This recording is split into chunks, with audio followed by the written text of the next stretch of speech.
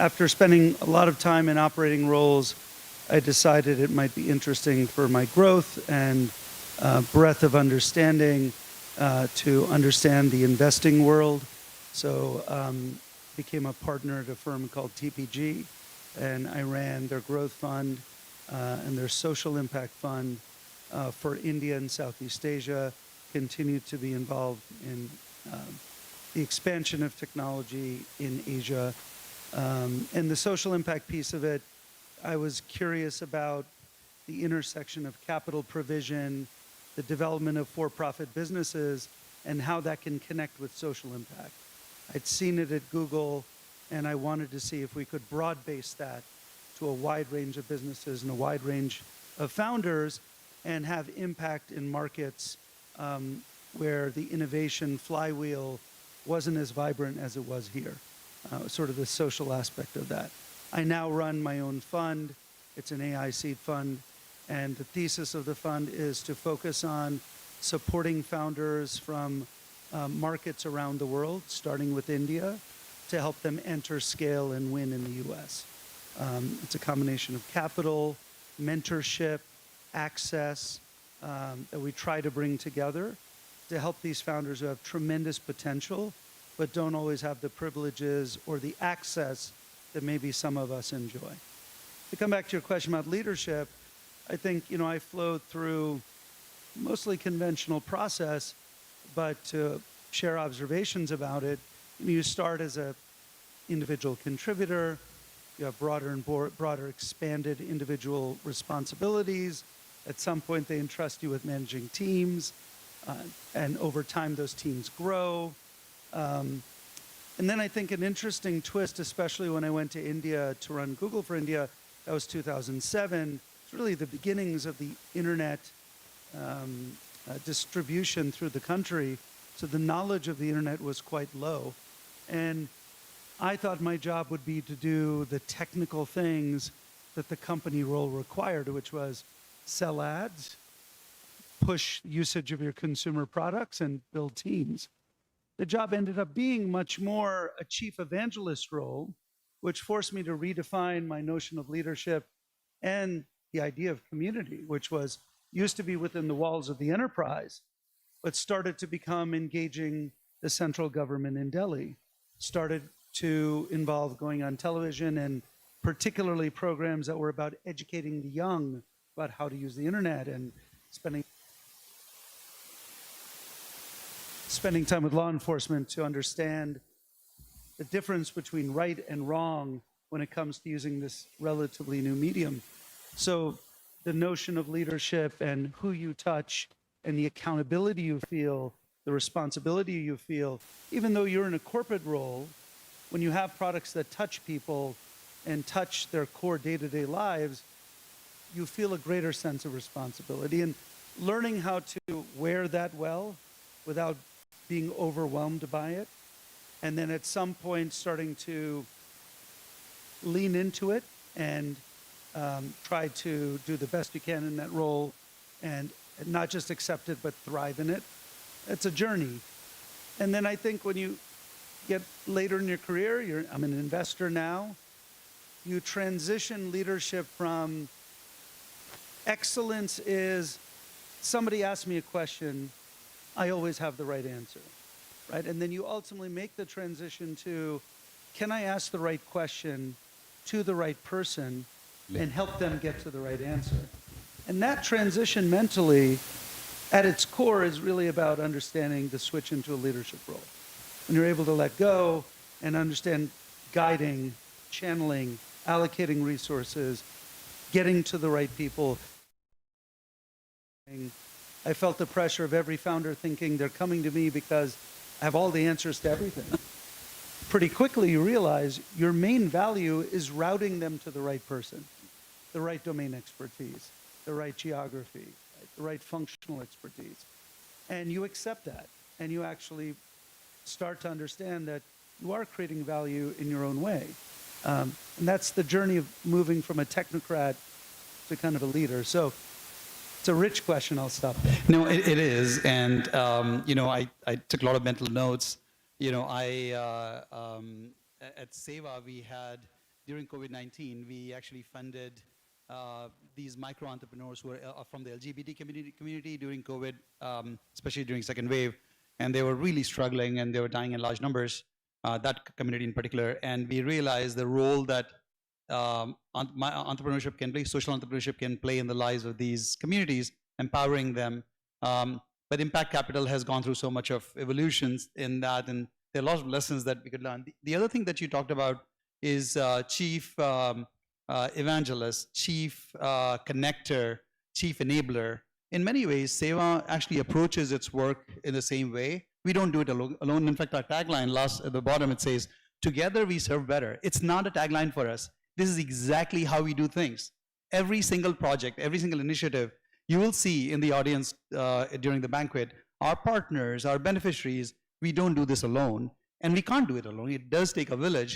But as you're doing it, you do need an organization like Sewa that actually has a sense of what needs to be done, what the overarching mechanism of action is, what levers to pull, what resources are needed, and how do you orchestrate to really create that impact. So we do have volunteers that go to the last mile, but we have partners in the last mile. So I think that engagement with the community for a larger goal, whether it's a professional goal, it's a business goal, or an impact goal, is really, really critical. So lots of lessons there, actually. I'm going to switch to Sewa, and then we'll go to the audience. You know, you heard about range of things that we do. You're not an expert on Sewa at all, but you have been around and you know the kinds of things that work. One of the things that we have really focused on, or especially over the last 5-6 years, is increasingly, one of the challenges that we have seen with nonprofit sector is that, especially with volunteer and organizations, that it's a lot more about doing with your hands, which is important, but it's not really thinking about the scale. So we go into the community, we do something, it becomes a pilot, we impact 5 lives, 10 lives, 25 lives, but you know, there are tens of thousands, hundreds of thousands of people that need to be impacted. How do we scale, go from a beautiful thing that we do in a community, and how do we scale? How do we take that to, you know, if it was, how do we do a market growth, if you will, right? So that's kind of a key question for us.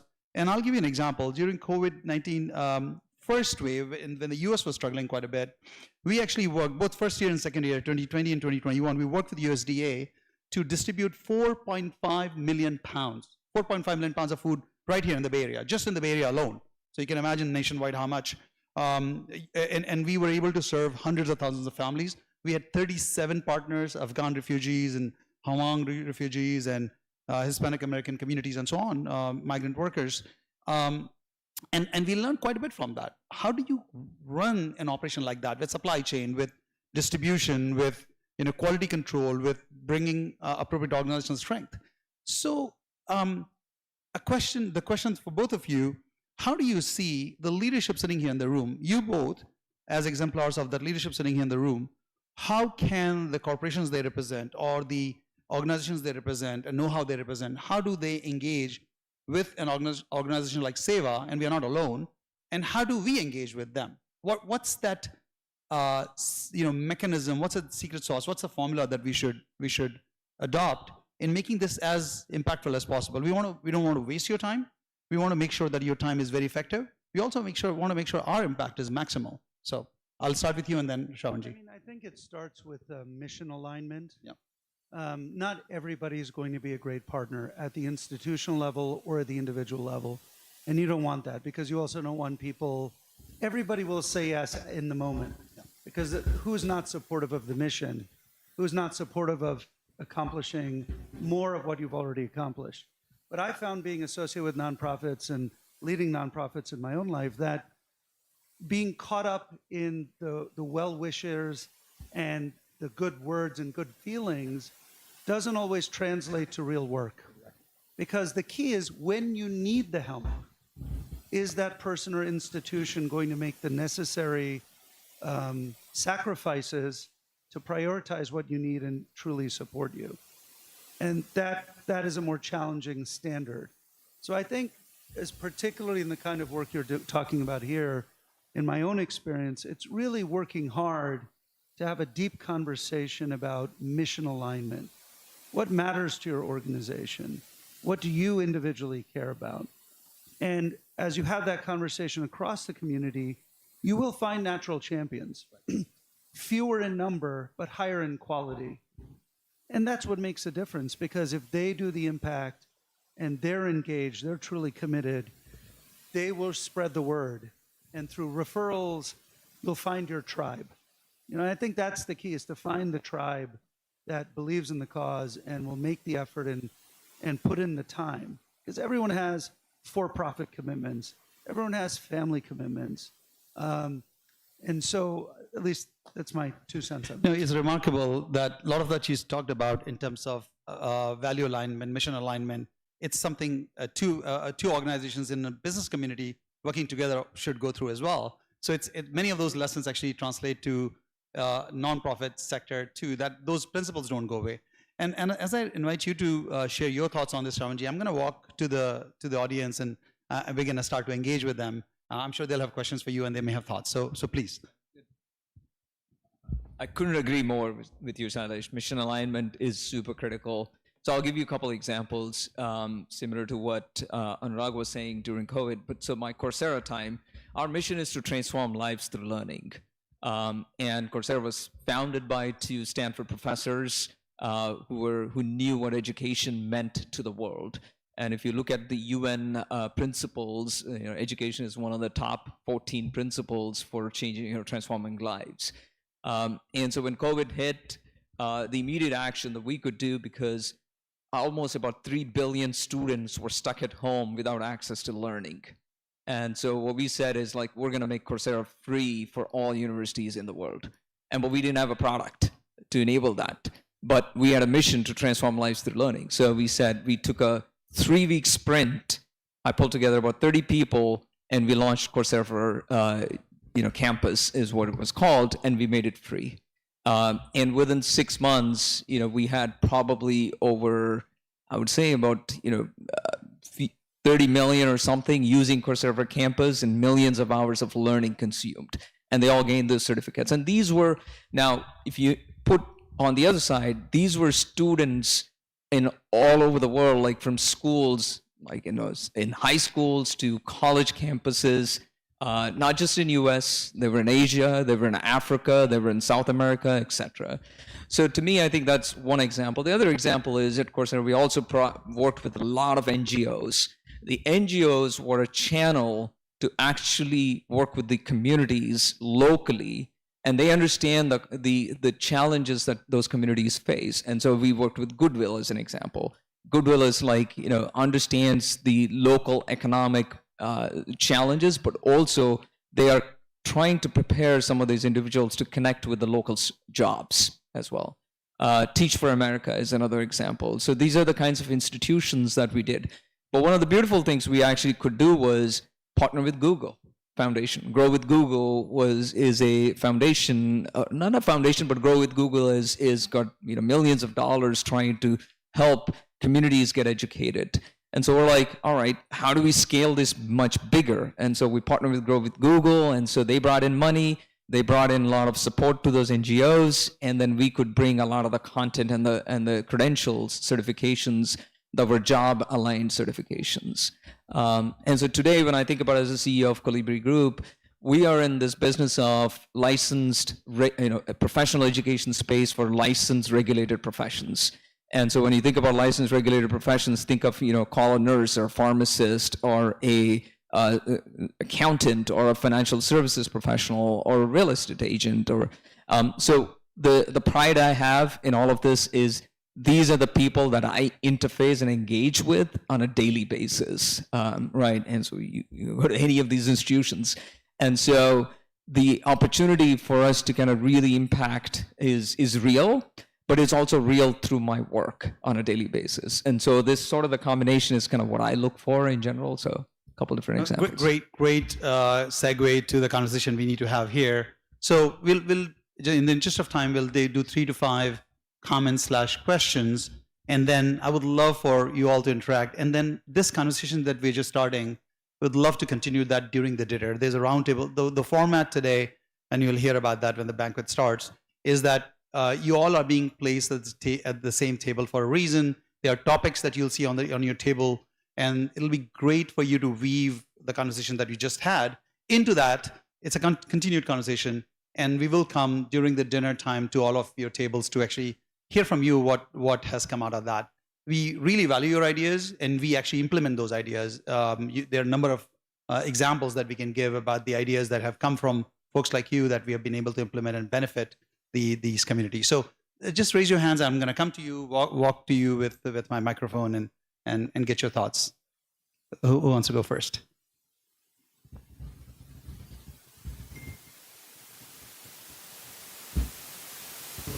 Here, I'm a professor, so I'll call upon you. I have no zero. Say that. Question. So maybe you can talk a little bit about with the changing political environment and all the changes that happened. You talked about USDA and so on. How has that affected Sewa, and what's your going forward plan? No, that's a really good question, and it did impact some of the work that we were doing with the government. Fortunately, we are not heavily dependent on the government. We do believe that working with the government, that's where deep pockets are, and we can make significant impact. A lot of work that government does, if it does with partners like ours, like the USDA example that you talked about, the impact is significantly higher than when they try to do it themselves. So at some point, the political environment will change and we'll go back to it. But because a lot of our work is through volunteer activities, it has not impacted us too significantly.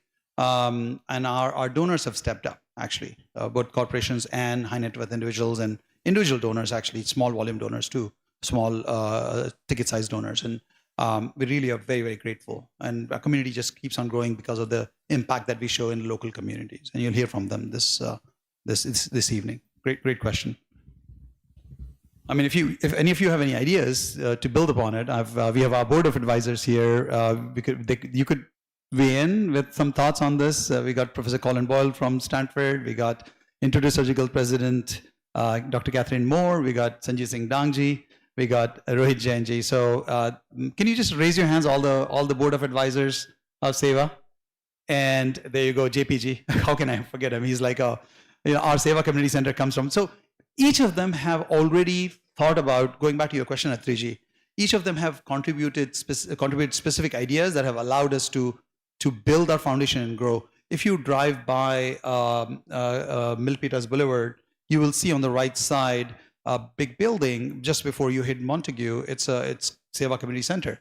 This is the first building of its kind that we have in the country, and it has allowed us to bring, it's called Community Center for a reason. It's not an office. It's a community center because other nonprofits come and work with us. We make that home for them, and it has allowed us to strengthen our partnership with them. We enable them. Many nonprofits have succeeded because of our work with them. There's a nonprofit called Agape, which was a one-person organization 5 years back. That organization has now 27 people, and they serve tens of communities. And we benefit from that because burritos that we make for them, there's a Burritos for Sewa program you'll hear about. It's a food security program, healthy burritos. They are distributed through their organization. So it's a win-win. Any other question? Since nobody is taking the charge, I'm taking the charge. No, I just want to set the context. Bringing the CXOs, is very objective, because Sewa has done a great job creating a foundational volunteers. And it's a phenomenal job done in COVID time, not just for locally, and they kind of spread in globally and delivered the work. And not only for community impact, they have taken the charge helping the schools here. You all Exodus knows about how California schools are rated compared to the other state of the schools. That's a fundamental problem in the school's perspective. So many people can afford, they can send to private schools, but many of the folks, 40 million people in California, cannot afford to send it to the private schools. So there is a clear objective on the school side to kind of Sewa has taken some Aspire program after school. I think I want you guys to kind of understand how, as a thought leaders, you've done in your life something good. And that's the one thing that I want to share with all Exodus, see how you can help. Like I just learned from Shravan today. So I think Google has partnered with the Coursera and COVID time to enable the scaling. Just this is some of the things. And number two, personally, I was very want to do something, the global health side, mobile clinic. Many of the people not having insurance in California, and especially they lose their jobs after 50. And I know Exodus are here, they don't hire. Like say if I'm a 50, Amit is not going to hire me. Because I'm not talking about the regulator, I'm just taking in Amit is CEO of DCSAT. Give a big applause. He's taking a time and coming here. So, thank you. So you're extraordinary then. So that's why CEOs won't hire the extraordinaries. So, anyways, just want to bring some kind of easiness. That's why I brought the point. But the second point is the leadership program, and as well as the global health program is very important. I think probably you need to think about if any of your connections and like Stanford or any other thing, how we can collaborate with Sewa, create a cohort program for the mobile clinic, thereby really, and Cloud California agreed to kind of cover the insurance part of it for the poor people who are low income or not earning any. So they already have a partner in one set of the insurance perspective. Now we need to get the hospitals and the physicians, certified physicians, bring into one umbrella. See, we can create a framework as a do a cohort. So these are the reasons this first time Sewa is doing CXO. So we want to bring the thought leaders. They were very successful and they know how to give back. So can we create some framework in this? Help us, Sewa, kind of lead the program in two programs. One is Aspire, another one is the global health. It's called as a mobile clinic. I know, and I'm going to put the same two questions, both Sailesh and Shravan. There's a purpose that we invited you to, just inspire and make sure some of the things that what Sewa is doing, can you kind of message it out and help the other people to participate in this program? Thank you. Sorry for taking 2 minutes more. No, that's very important. Thank you, JPG. Really appreciate it. We're gonna close it out unless somebody has a question or comment. I'll just end with this emerging thought at Sewa. So one thing that you heard, I don't know if we have the tree diagram where we have 5 of our key focus areas. It's outside. So there are 5. So disaster relief, family services, food security, health equity, and educational equity. These are the 5 key areas Bay Area is focused on because the hyper-local needs of the Bay Area community. And we were working with different communities across the Bay Area for the last 20 years. And we realized that and this came out of the success of a program that we have called Aspire, working with elementary school children in the underserved school districts, where more than 50% of the children receive SNAP benefits. You must be hearing about SNAP benefits. More than 50% of families in those school districts receive SNAP benefits, and they're going hungry right now. So as we've been working with these communities, we realized that these communities actually have not only, so we're working on educational inequity, and then the data shows that children who come to our after school program are coming to regular school just because of our after school program, and the outcomes from that program has gone up quite a bit, and you'll hear some data during the banquet. But what we also realize is that the same kids have siblings and family members who are food insecure. They themselves are food insecure. They have health inequity. So we started wondering, should we not bring all of our wherewithal to serve those communities? It's a well-identified community. They have trust. They work with us. They've seen the benefit. You'll hear some testimony from some of the folks today. Should we not bring it together? And this is indeed what UN's Sustainable Development Goal talks about, that you bring these different pieces together to improve the well-being of these communities. So that's an emerging thought. It's a new way of approaching the work. We rather than working in lots of different communities with lots of different things, can we start to pilot an integrated work that creates a substantial impact on not just the child, but child's family, not just an adult, but the children in the family. So kind of a more integrated approach to it. I'm just sharing this with you to kind of put a germ of an idea in your head and start thinking about how could we scale that. It's going to be a more complex way to do it, but it might create more impact. So with that, I just want to thank our 2 amazing panelists here who agreed to speak. And JPG is the one who actually was able to convince them to come and speak up here. I know that a lot of you are new to Sewa or have heard of it, but you're not engaged as deeply. We would like you to engage more deeply to the extent that it's not only the cause, but the approach that we are taking. So you're right. Who doesn't want to do this, right? But we also want to make sure that this fits with what is it that you want to do personally and through the organization or ecosystem that you're part of. So thank you again. the guests, that rest of the guests who are going to be joining the banquet are outside already. Would love for them to mingle with you. Please mingle with each other. This is as much of a networking and mingling exercise as it is this intellectual and impact-focused exercise we just did here. Really appreciate you being here. It's a substantial. Your time is the most valuable asset, and your talent is the most valuable asset to us. Money is important. Hopefully, you'll write checks today, but that's not the most important thing. Honestly, I mean, I'm not being facetious about this. Money is important, and we'll find a way to get the money. But what we need from you is your engagement, sustained engagement, because this is not a one and done thing.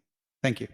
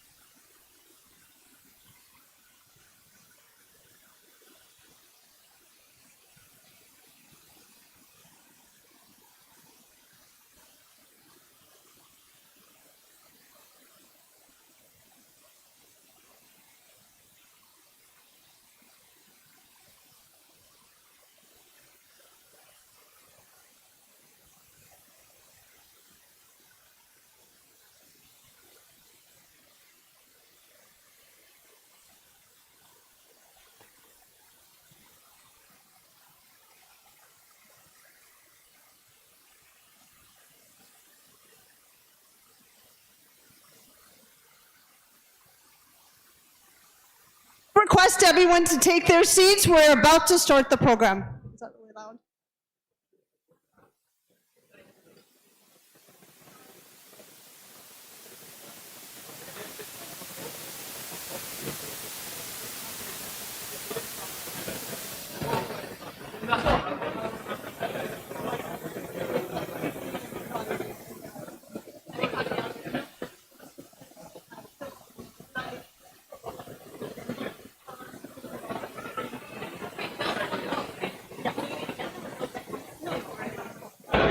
Check one.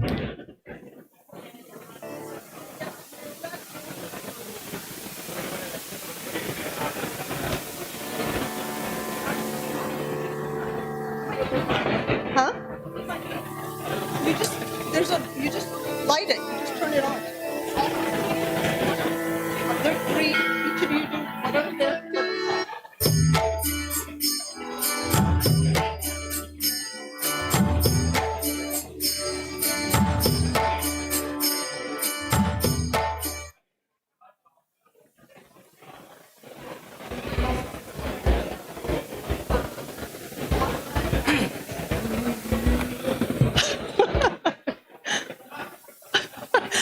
I'm getting it.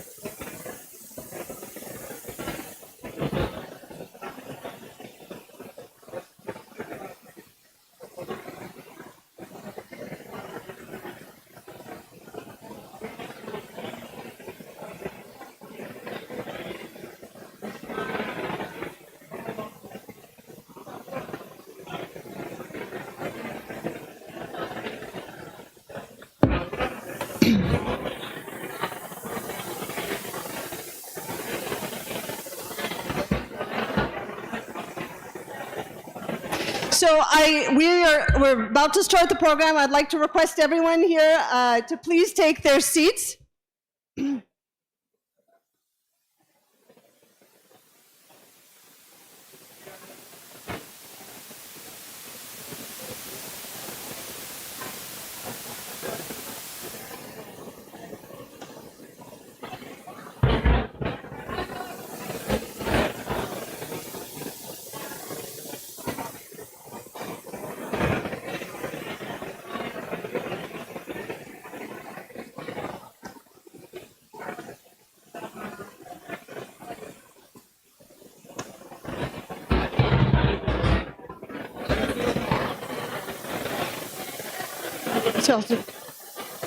So thank you everyone for coming. We're about to start the program. I would like to welcome all of you to Seva's Bay Area Gala.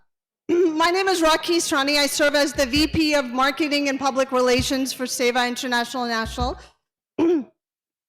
We're, as is customary with all of our programs, we will start with a prayer to Lord Ganesha, who is the god of, he's the remover of all obstacles, and the lighting of the lamp. In order to start this, I would like to request Sandeep Karkikarji, who is the VP of Organizations, Pranjali Dani, who is the National Coordinator for Doctors for Sewa, and her daughter Meera, and Sia Singh, who is one of the students in the Bay Area LEAD program. And I would also like to request Vijendra Raoji to sing the Guru Vandana for us.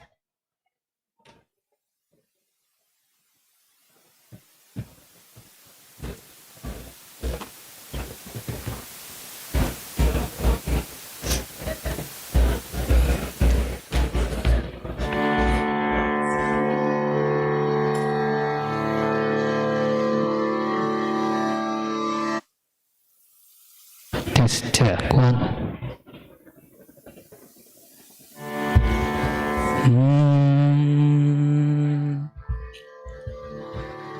Surya niragasa ho Ganapati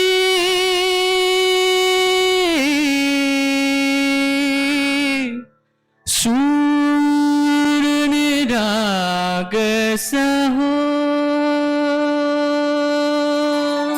Ganapati Surya niragasa ho. Thank you. Thank you, Vijendra. So again, I'd like to welcome all of you to today's Bay Area Gala in support of Sewa International's work that's happens here. So in India, in Sanskrit, we have a saying, Tan Man Dhan. Today's evening is all about the Tan Man Dhan that goes into, which is Tan is body, Man is mind, soul, and Dhan is wealth. It's the Tan Man Dhan that goes into the service in this community and nationwide, internationally, to serve society in the most selfless of ways. And more importantly, to bring all of you into that service so that we together can work to empower the society and uplift all of humanity. So before I start, I'd like to welcome my co-MC, Anurag Meral, who is the president of the Sewa Bay Area chapter.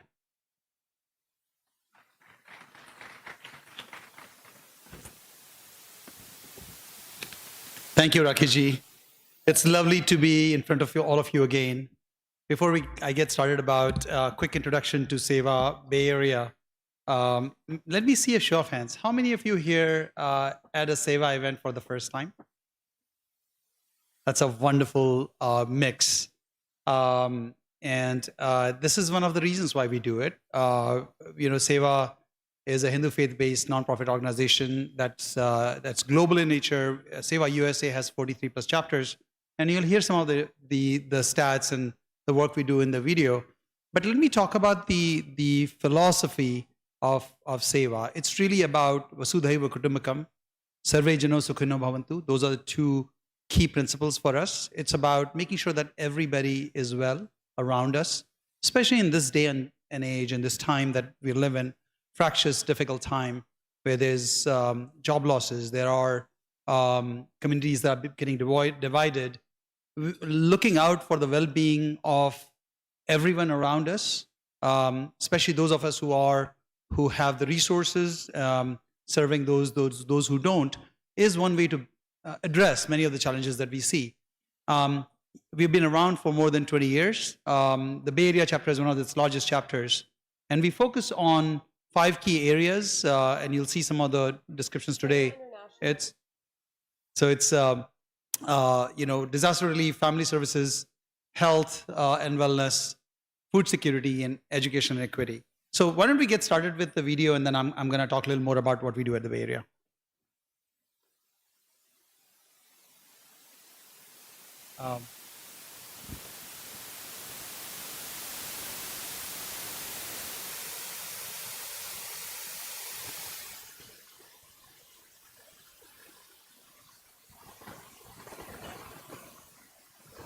Sewa International is a humanitarian, non-profit service organization whose spirit is rooted in Hindu, Vedic, and Indic traditions. Founded in 2003, Sewa International is part of a larger movement that started in India in 1989 and is active in 20 countries. Sewa serves humanity irrespective of race, color, religion, gender, or nationality. We at Sewa believe that the world is one family. We at Sewa believe that serving humanity is serving divinity. And yes, Sewa, as the name itself suggests, is selfless service. Our organization specializes in disaster relief and rehabilitation. First of all, I will just say when your group showed up with these yellow shirts on, I was overwhelmed and amazed at all of the support, and you jumped in and rolled up your sleeves and got to work. I gave you the dirtiest job on the place, and y'all took care of it in record time. I am overwhelmed with gratitude for all of you. Our development programs focus on family services, child, tribal, and refugee welfare, female empowerment, health, and education.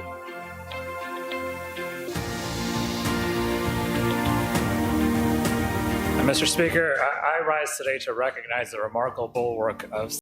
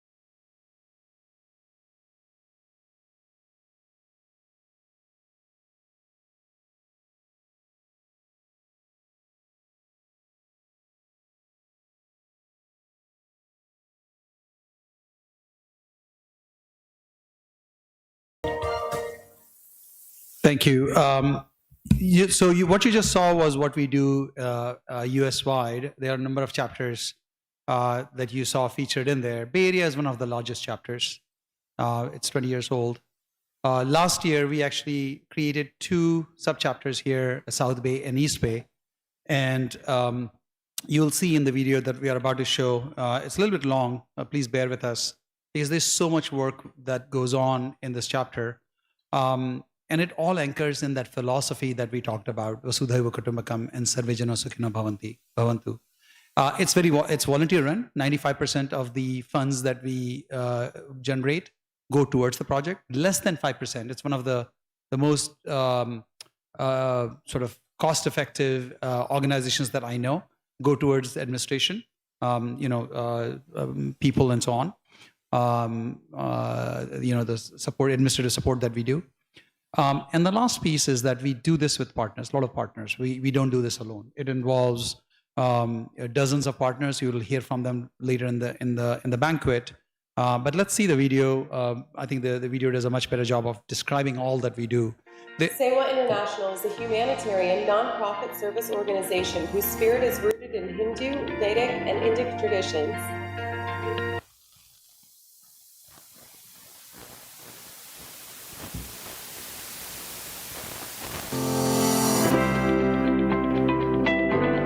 The timeless wisdom of the Bhagavad Gita reminds us, Karmanye vadikaraste mapaleshu kadachana. We have the right to perform our duty, but not to the fruits of our actions. Rooted in this timeless wisdom, Sewa International brings the spirit of selfless service, Sewa to life with every action. As a Hindu faith-based organization, we are dedicated to serving humanity, embracing all backgrounds and fostering unity through compassion. Our mission is simple yet profound, to uplift communities and spread happiness through selfless service, where volunteers act not for reward but for the joy of giving and the bond of shared humanity. In every project, whether it's helping families in need, mentoring youth, or responding to a crisis during disaster, our volunteers serve without expectation. Their reward is the transformation they witness in others and the quiet fulfillment that comes from making a difference. Since our humble beginnings in the US back in 2003, Sewa International has grown into a powerful movement, with over 43 chapters serving communities across the nation. Here in the Bay Area, our journey began in 2007 with a small group of passionate volunteers and a big dream to serve. What started as one chapter has now blossomed into two thriving ones, East Bay and South Bay, each driven by the same spirit of compassion, teamwork, and purpose. Together, we are a vibrant community of over 1,000 volunteers, leading 15 impactful initiatives and partnering with 40 organizations across 12 cities and 5 counties. At the heart of it all is our Sewa Community Center in Milpitas, a space created to uplift, connect, and inspire volunteers across the region. Family Services. Our flagship program strengthens families through compassionate support and practical resources in 3 key areas: case management, health and wellness, and education and awareness. Our case management program provides timely access to financial aid, emotional support, and essential community resources to help families regain stability and hope. Through education and awareness workshops, we empower families with tools for confident living, from parenting and financial literacy to mental health and emergency preparedness. Health and wellness programs promote community well-being through initiatives like the Stop Diabetes Movement, a yoga-based program led by certified instructors that focuses on the prevention and management of diabetes through lifestyle, awareness, exercise, and mindfulness. Hi, I just want to thank Sewa International for everything that they've done for me. They've been such a huge support through my journey. I'm a DB survivor with 2 very young children, and they've been just a pillar of support. Today I actually was donated a beautiful car, and I can't thank the organization and God for all of their blessings. Self enhances physical and mental wellness through fitness initiatives like hikes and walks, promoting self-awareness and a balanced lifestyle. LEAD. Sewa's youth program for high schoolers builds social awareness, volunteerism, and leadership through hands-on service, from food drives to environmental cleanups. The Design to Lead initiative, guided by Stanford's Dr. Anurag Mayral, engages 250 students nationwide in using design thinking to solve community challenges. Together, they are growing as future change makers committed to lasting impact. Sewa Aspire provides after-school tutoring and enrichment for K-6 students from underserved, refugee, and immigrant communities. Through personalized academic support and mentorship, Aspire helps young learners build confidence, resilience, and a strong foundation for lifelong success. SERVE embodies Sewa Bay Area's spirit of compassion by feeding families, supporting the unhoused, and uplifting the community. With 500 plus volunteers and strong city partnerships, we have touched 1,000 plus lives this year and are ready to expand in 2026 from Burrito Sewa to park adoptions and community outreach. Under the 9/11 project, in partnership with AmeriCorps, Sewa hosted 8 environmental events across the Bay Area with 224 volunteers contributing 500 hours to local green spaces. Our 9/11 commemoration with officials and first responders brought together 90 plus volunteers, earning Sewa a mayoral certificate of recognition. We are thrilled to partner with AmeriCorps once again this year, marking our 3rd year of collaboration. In addition to our core initiatives, the monthly Childhood Sewa family picnics at Krishnalaya have promoted a sense of harmony among the Sewa families. Through health and wellness, Sewa offers free dental checkups, health screenings, and wellness seminars, empowering underserved communities to care for their health and lead healthier lives. The disaster management team aids families in 3 stages: rescue, relief, and rehabilitation. We strengthen community bonds through vibrant cultural and sports events. This year's Holi celebration attracted 2,300 attendees, including local officials. We hosted lively Dandiya events during Navaratri and a volleyball tournament with 45 teams and 30 volunteers. And in the month of May, we proudly hosted the Sewa National Conference, where volunteers and leaders from across the country came together to share ideas, celebrate achievements, and shape the future of service. With every act of service, we nurture a world of compassion, courage, and unity. Let's keep the spirit of Sewa alive, learning, inspiring, and creating change together. Thank you for being part of this incredible journey. Loka Sangraham Evapi Sampashyan Kartum Arhasi.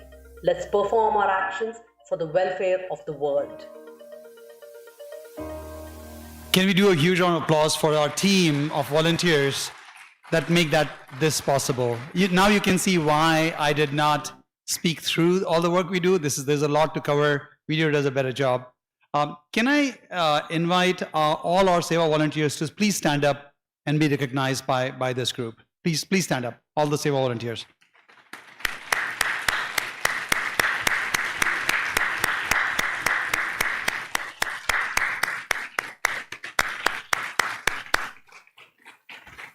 So these are all Sewa leaders in the Bay Area. There's a larger team behind all of the work that we do.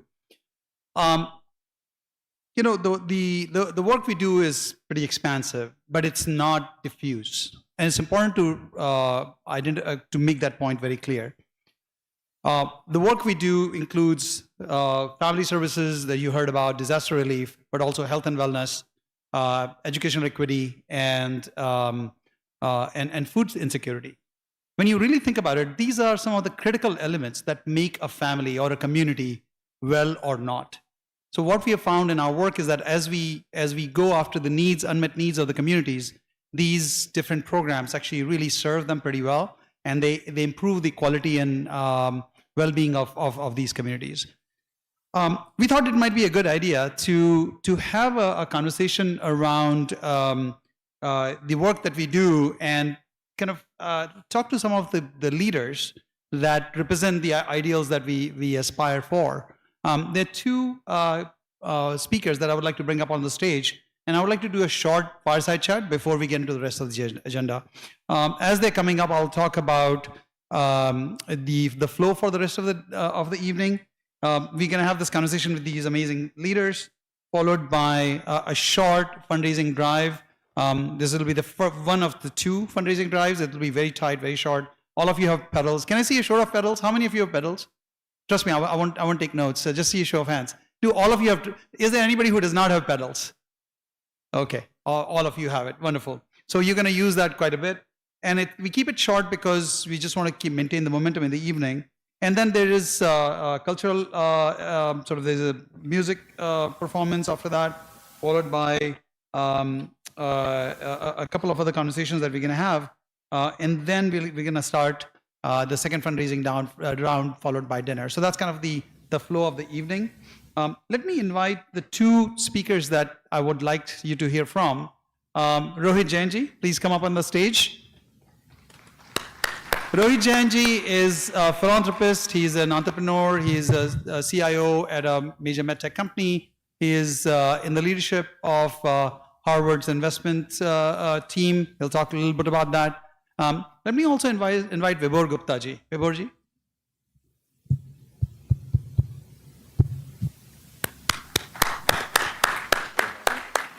Cheers. Cheers. Yeah, let's get a cheer.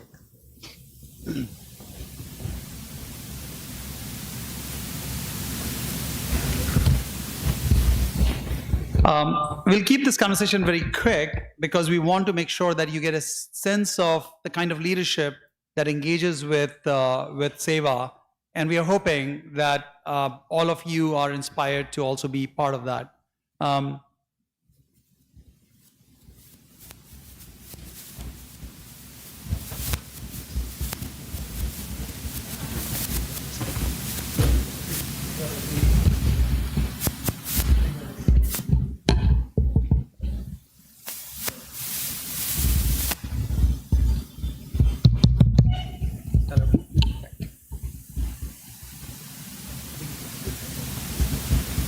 This battery is not working, so I'll just do it from here.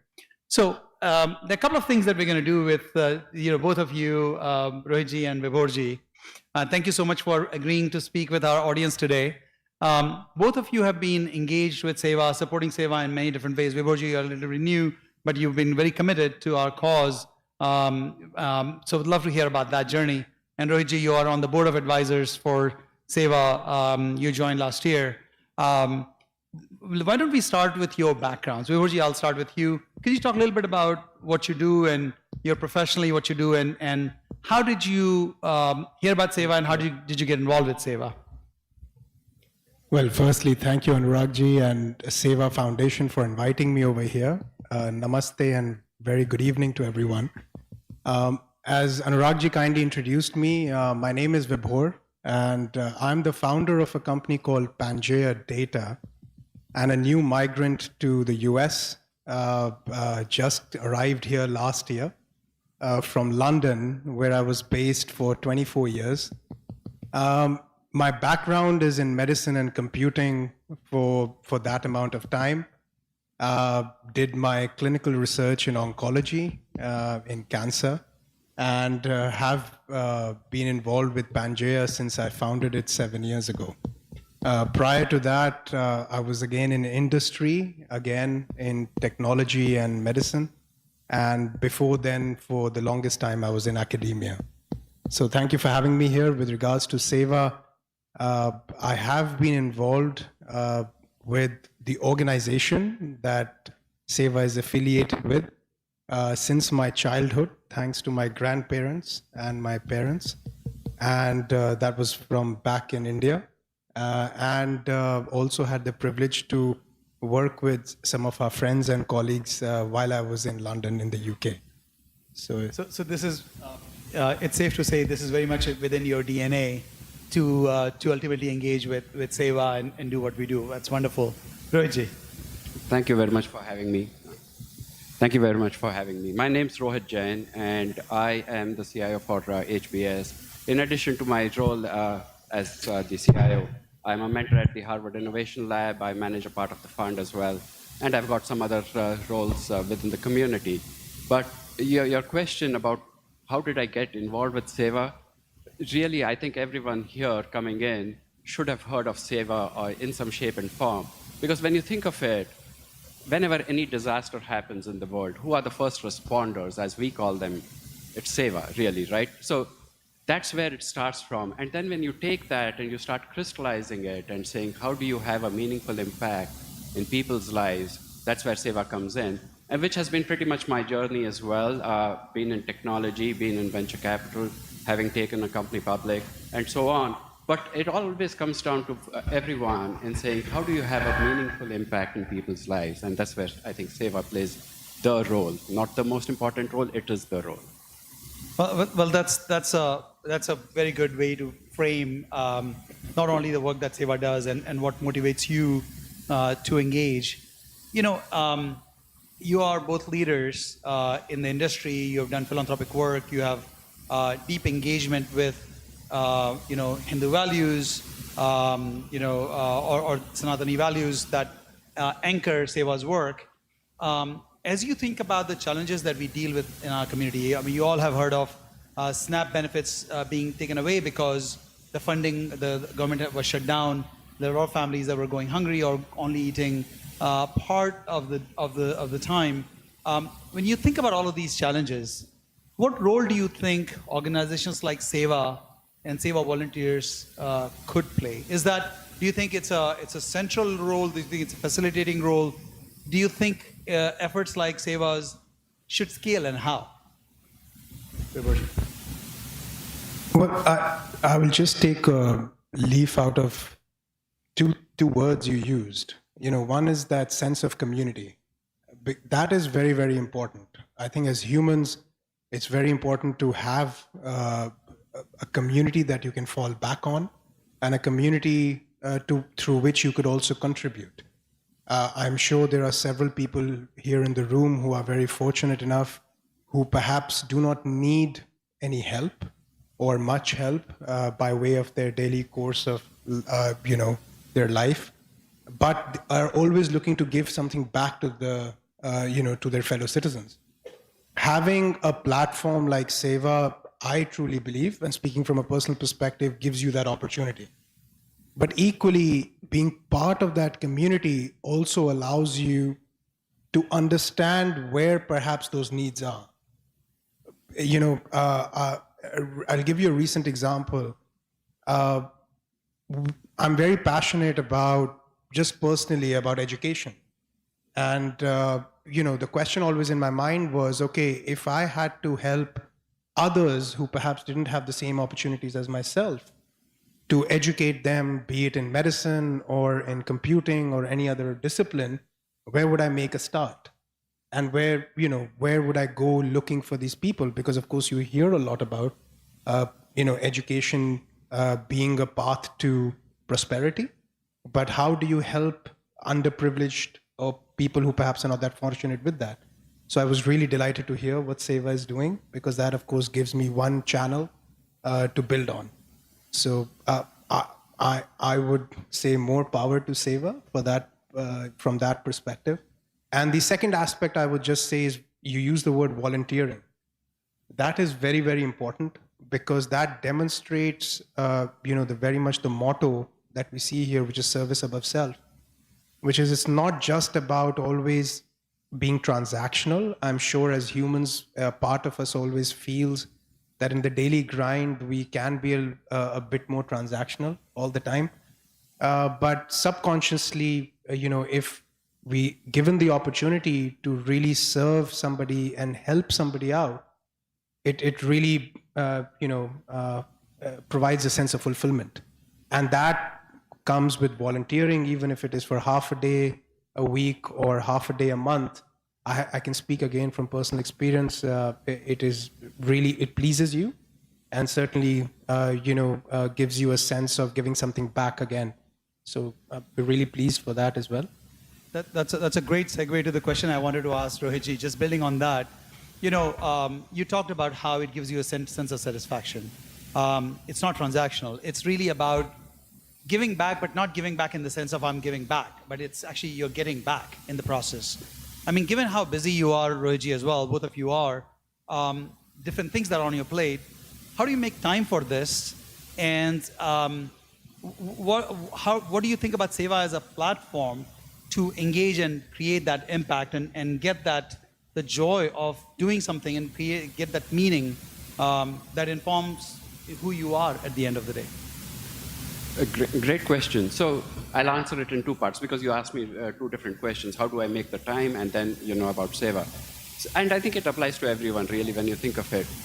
People make time when they want to, or people don't make time when they don't want to. And what are everyone's core values, at least in this room and even outside, is how do we lead a better life, and how do we make the people around us lead a better life? And if you put that as the core, and then you start working towards that, that's when you start making times for getting onto a phone call as well, like you said, giving time. Getting onto a phone call out of an 8-hour workday, even if it's a 30-minute call, it takes time. But if you have the purpose, you will make time. And it happens not because you want to, because you are driven towards that. So that's one part. Now, when I talk of Sewa, when I think of Sewa, really, it's the foundational piece. And you talked of education, and I'll tie those two things together as you were talking, that when there's a disaster, that's a pointed relief that you're doing. But when it's education, that's a generational change that you're doing. When SNAP benefits are going out, we are arranging for food. We did that during COVID, right? You arrange for food, fed someone, that's a moment in time. But when you talk of the Aspire program, that's a generational change. And when all of us here are so fortunate enough to be sitting at a table, have food on the table, not here, at home, everywhere.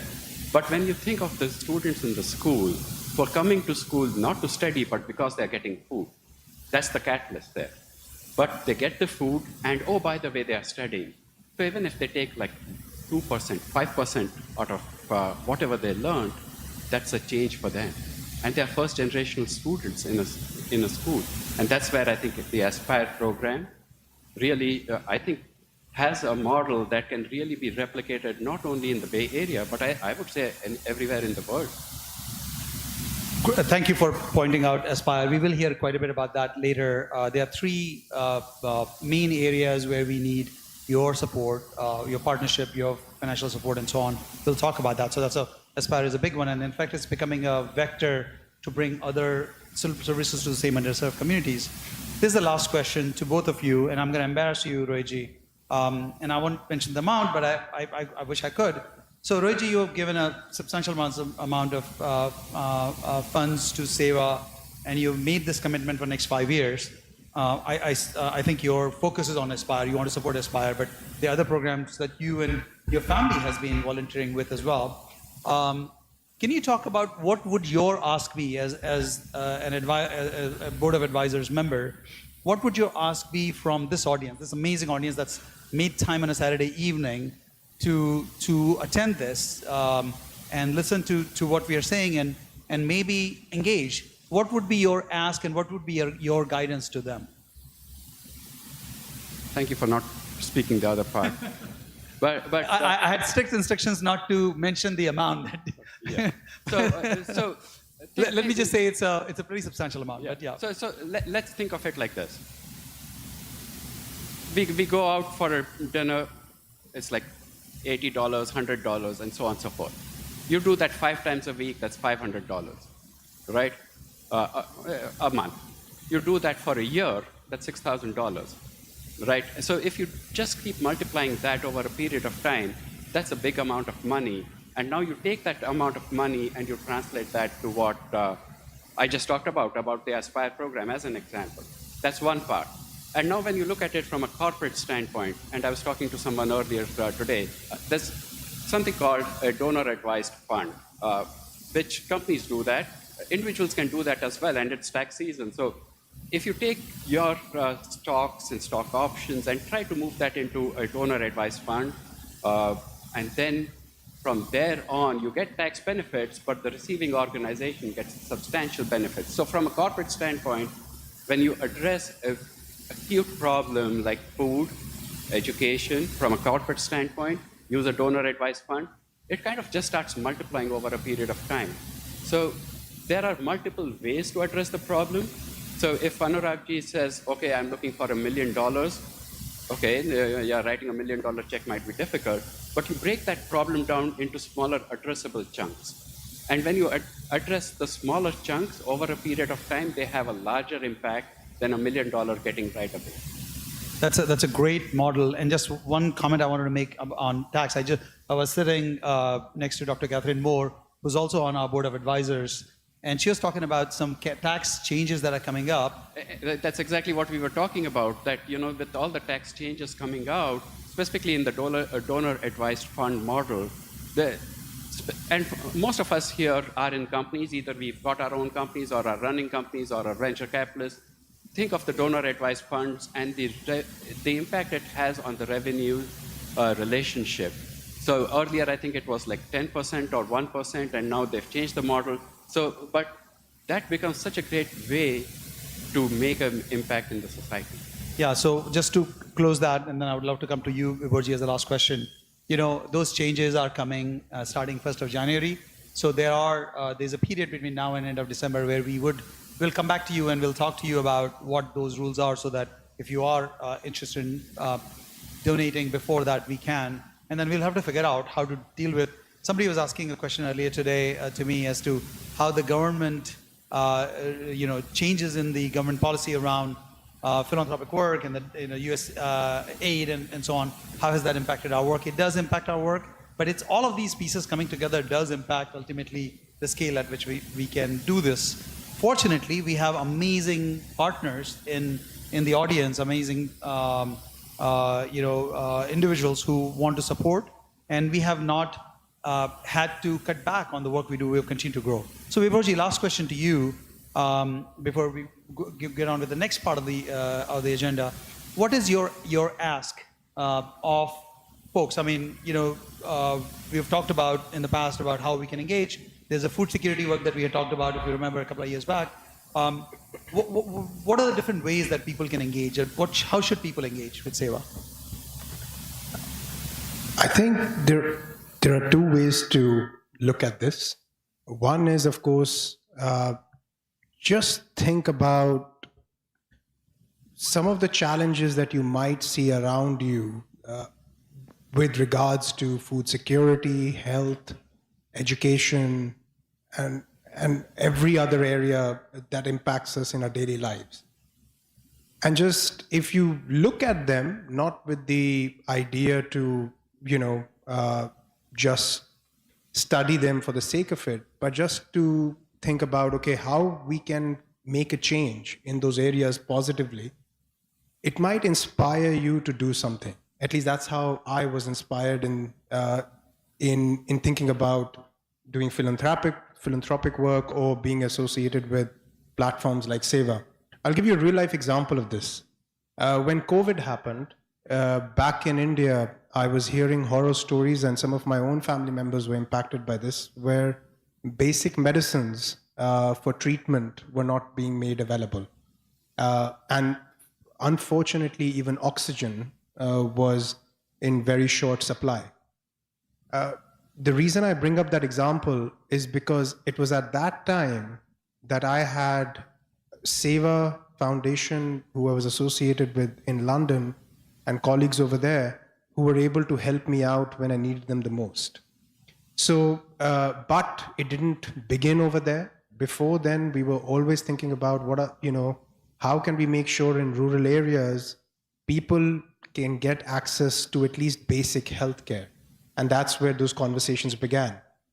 No, I wouldn't have thought in a million years that I would be one who would be needing help in that particular context, given the domain I'm coming from. But as fate would have it, it was needed, and then I had a network to bank on. So draw onto your personal experience and draw, if I may indulge, draw onto your personal conscience. And then, of course, when you think about donating, don't think of it like Anuragji said, it as a transaction or thinking about that you are giving something, but think about it in the context of, like we just heard Rohitji, like the impact it makes, right? Just that little bit that you do today, you might not even get to know who it impacted and in what way. But the magnitude for that little could be exponential on the receiving end. Another example, just to back that story up, we just do these donations to an organization associated with Sewa back in New Delhi, and they build schools in rural areas. We have, initially to donate to an organization, when we were doing so, we were like, okay, how do we get to know it's actually working? Just this Diwali gone, after a very long time, we received these Diwali greetings from children studying at those schools. And they came as a complete surprise to us. They came in the mail, and they were written by these children of varying ages. So you could see that from their grammar and also from their writing style. But it was just, again, it gave us a sense of fulfillment and an attachment, because without having met them, without having seen them, you could still feel that, your little help was making a big impact in their lives, as Rohitji said, because education is almost transforming their lives. Well, thank you so much for sharing your insights, your ideas, and this call to action that you have for all of us. Let's just give a huge round of applause for these two leaders. It is a privilege to It's a privilege to have you in our community and as our champions, and hope to continue to work with you on creating this impact. Please, thank you.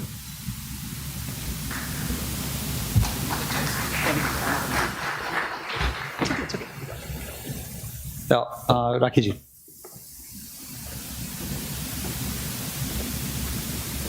So we're in the next couple of minutes, we're going to share about two very, very important projects to the Bay Area chapter. One is the Aspire, which you heard a little bit about. We're about to show a video about that and talk a little bit more about the impact that it's having here on the field of education. And as was mentioned in the chat that just happened, that when you educate a child, you break the cycle of poverty.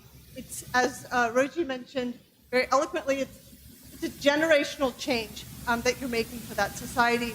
But before we do that, I'm going to come down to the floor, and Anurag will be up here. We've got our first donation, well, I guess one of two, from Sumita and Jayant Kamani of $10,000. And I encourage everyone, as we discussed, that Tan Man Dan, we're asking everyone, no matter what it is, to give a little bit so that we can amplify the impact that these projects are having here in the Bay Area and elsewhere. Oh, sorry. Okay, and actually, I'd like to come out, Min Wen, who actually is also here, who has given in the past, he's given $30,000 himself, and his company has given over $100,000 to the projects here. He has also just donated $2,000 for this year's, and so I'd like to ask him to just say a few words. I'm going to come down there while. Sure. So why don't we tee up the Aspire video, Aspire and Lead video, and I'm going to just do a quick background to this as Rakiji goes through the floor. The way we're going to do this, there are going to be 2 rounds of fundraising. We're going to keep it very short, very tight. We are just starting the engagement process. The 2 fundraising rounds. First one would be on our youth empowerment, which is Aspire and Lead. I'll talk in a minute about that. We'll see the video. In fact, that's better. And then second round will happen just before dinner, and that is going to be focused on health and wellness and food security. But so kind of pace yourself and kind of raise your pedals. There are different levels at which we'll ask you to raise your pedals, and then we'll move on to the next part of the session. The reason we are doing the Aspire and Lead in this round, and then health and food in the next round, are that these are the sort of youth empowerment and then food and health are the 3 areas where we do need a lot of resources, and there are a lot of lives that are being impacted. And one thing that's starting to come up for us is that the work we do in Aspire, and I'll talk about that a little bit later on, working with these little children who are in elementary schools where half of the families in those school districts receive SNAP benefits. And those benefits were not available to them during this government shutdown, or they were taken away. And we realized that these children, we are providing educational enrichment to them that is increasing their performance in the school, and these are first generation learners. But those same families have health issues that don't get addressed because they are scared of going to the healthcare system. And those same families are also food insecure, as I mentioned. All of that comes together for the well-being of those families. So we want to bring a lot more of our heft together. We know these families, we work with them, thousands of these, and we would like to seek your support to do that. So let's start with the video that we have. It's about 3.5 minutes, and then we will go around the floor to talk to the various stakeholders. Please. So actually, every child deserves the chance to dream big, to read with confidence. So before we actually show the video, I just want to have Min say a few words about the impact he saw. He actually traveled to India and saw the impact on the ground for those service projects. I don't know if it's working. Okay. Well, hello everybody. I hope that I'm not too loud. Usually people accuse me of being very loud. It's just one of those natural things. And thank you to Guru and JPs and friends, and I've seen a couple of friends here. And, I get to know Guru because of the charity. And the first thing he talked to me about is, Sewa organization giving the 3T. You can give time, treasure, and talent. And that was the first thing that I get impacted with. And then after that, we become good friends. And I get to know Josna and Pooja and then Vinny and the families and so on and so forth. And then the community got introduced to me. And so one thing led to another. I have never been to India. And then Guru go, okay, you know what? Sewa has a big organization out of India. So we raised a little fund. And after that, we get our company to match. And I believe that year, Sewa received about 100,000. Is that correct?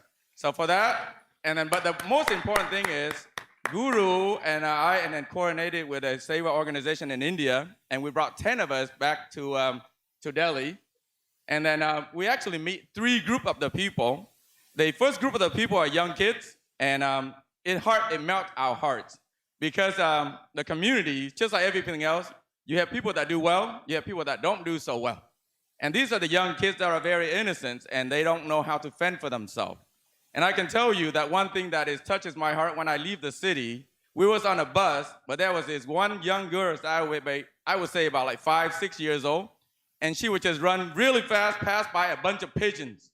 And that was how she enjoyed her fun time. And I was just on the bus, seeing that, but then at the same time, we know that, pigeons and all of those things, it can cause harm to the health of the child.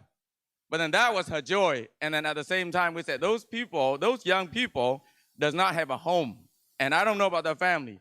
But that to me, I think that we are very fortunate to live in a land over here that we can actually make an impact and make a difference for the people who don't know any better. Would you guys agree? So that was one. And the other group that we went to was about the young boys, about like 15 to 16 years old. And then the one thing that I always have is when I go around the world, I do charities. I try to go to different countries every year. But then the one question I always ask is, when you leave here, you can donate some money, but then the impact had to be coming from within.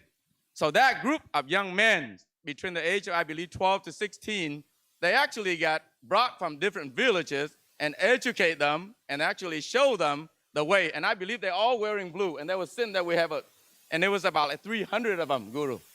And to me, that brings a lot of hope. Because these are the leaders of the generations, and they can carry on the crusade, the stories that we all work here. We come to America, we have the resources, we come back, we may donate a little money, but the money will not sustain and the money cannot last without the work from the inside out. Would you guys agree? And so that to me, and we sat there and we said, be the one for the generation to come. Be the one that make an impact and be the one of change. And I for that, and then not only that, I want to compliment the Sewa organization in India. I make some good friends out there, and the Sewa was so organized, so professional, and that is an organization that you should all be proud of. And not only that, Anurag's over here. Anurag, my man, I still remember you had the color facial a couple years ago back at the 691 McPeters Boulevard. Now you're doing bigger things here, brother. Congratulations. And once again, everybody, thank you for the good work, and we can make a bigger impact if we do it together. Take care, everybody. Awesome. Thank you so much, Min. And actually, it's very fitting that we have this line on the screen as we heard about the impact that's happening in India. It's children not only here in the Bay Area, but around the world that really deserve the chance to dream big. So now we can play the video. Yeah, we may want to increase the sound of that the volume of that microphone, because it's not very audible, at least this side, so I'm sure it's the same one. But when Min was talking about it, it was pretty clear. Thank you so much, Min. Really appreciate all the support that you've given. You remain engaged, and it's a long-term engagement that he has had, as he just explained. So with that, let's just start with the video, and then we're gonna come to the floor and talk to a couple of problems with curiosity and to believe they can make a difference. But for many children in underserved and immigrant communities, those opportunities are still out of reach. That's where Sewa International's youth empowerment steps in, creating equity in education and shaping tomorrow's compassionate leaders. At the heart of this mission is Aspire, an educational intervention initiative transforming lives across 6 schools in Newark and Livermore. I am working as part of the Aspire summer program. I worked in the wellness programs as well as helping along with the many other programs they offer, such as the STEM programs and the art programs. I enjoy sharing knowledge with them every day. and seeing their bright faces light up when we have to teach them something new.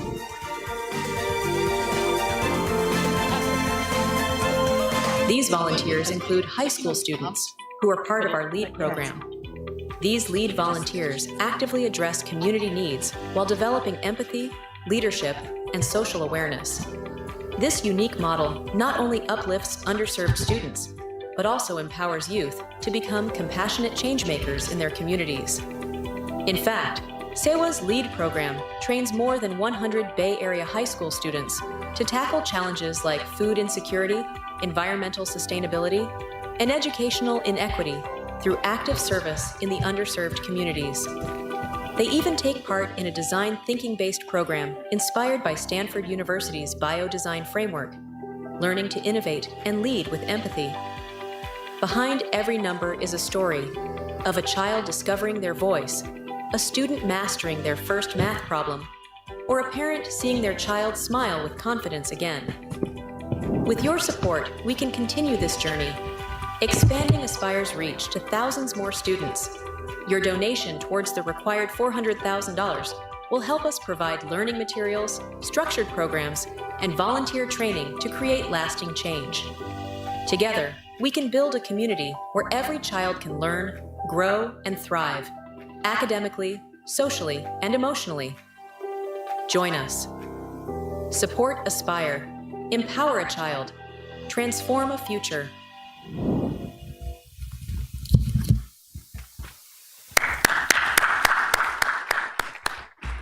This is, we're very proud of the program, the youth empowerment programs that we have in the Bay Area.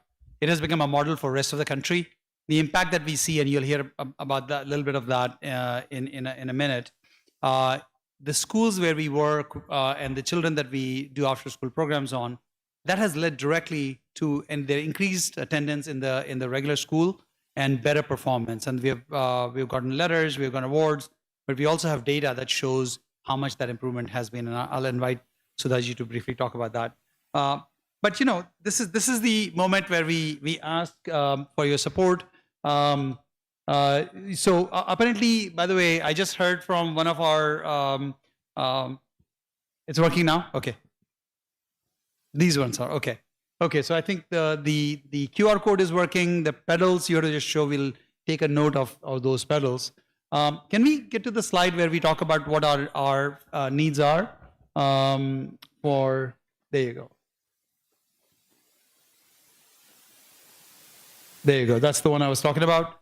I'm gonna get this microphone in my hand and I can look at this. So what we are doing is we have 3 ways you can support. We need about $400K for 1,200 students. Actually, there are a lot of schools that have been asking us to support them, and we have sort of metered that a little bit based on our resources. We can actually expand to all these 11, 12 schools. We do 9 right now, and we can increase the level of activity that we do with them. So it's the total amount that we are looking to raise for youth empowerment is $400,000. Most of it will go towards Aspire. It's about $50,000 per school. That's what we need, and it goes towards the salaries of the teachers and the supplies that we buy. A lot of time is given by volunteers. That's why that amount is so small for the whole year. Or you could just commit to $250,000 per student. So if you want to do 1,000 or 2,000 or 5,000, it proportionally sort of creates that impact. So should we? Go ahead. Yeah. Okay. So, we're very fortunate to have one of the teachers or one of our Aspire teachers here with us to tell us directly the impact that she's seeing on the ground. Renuka Jetmalani.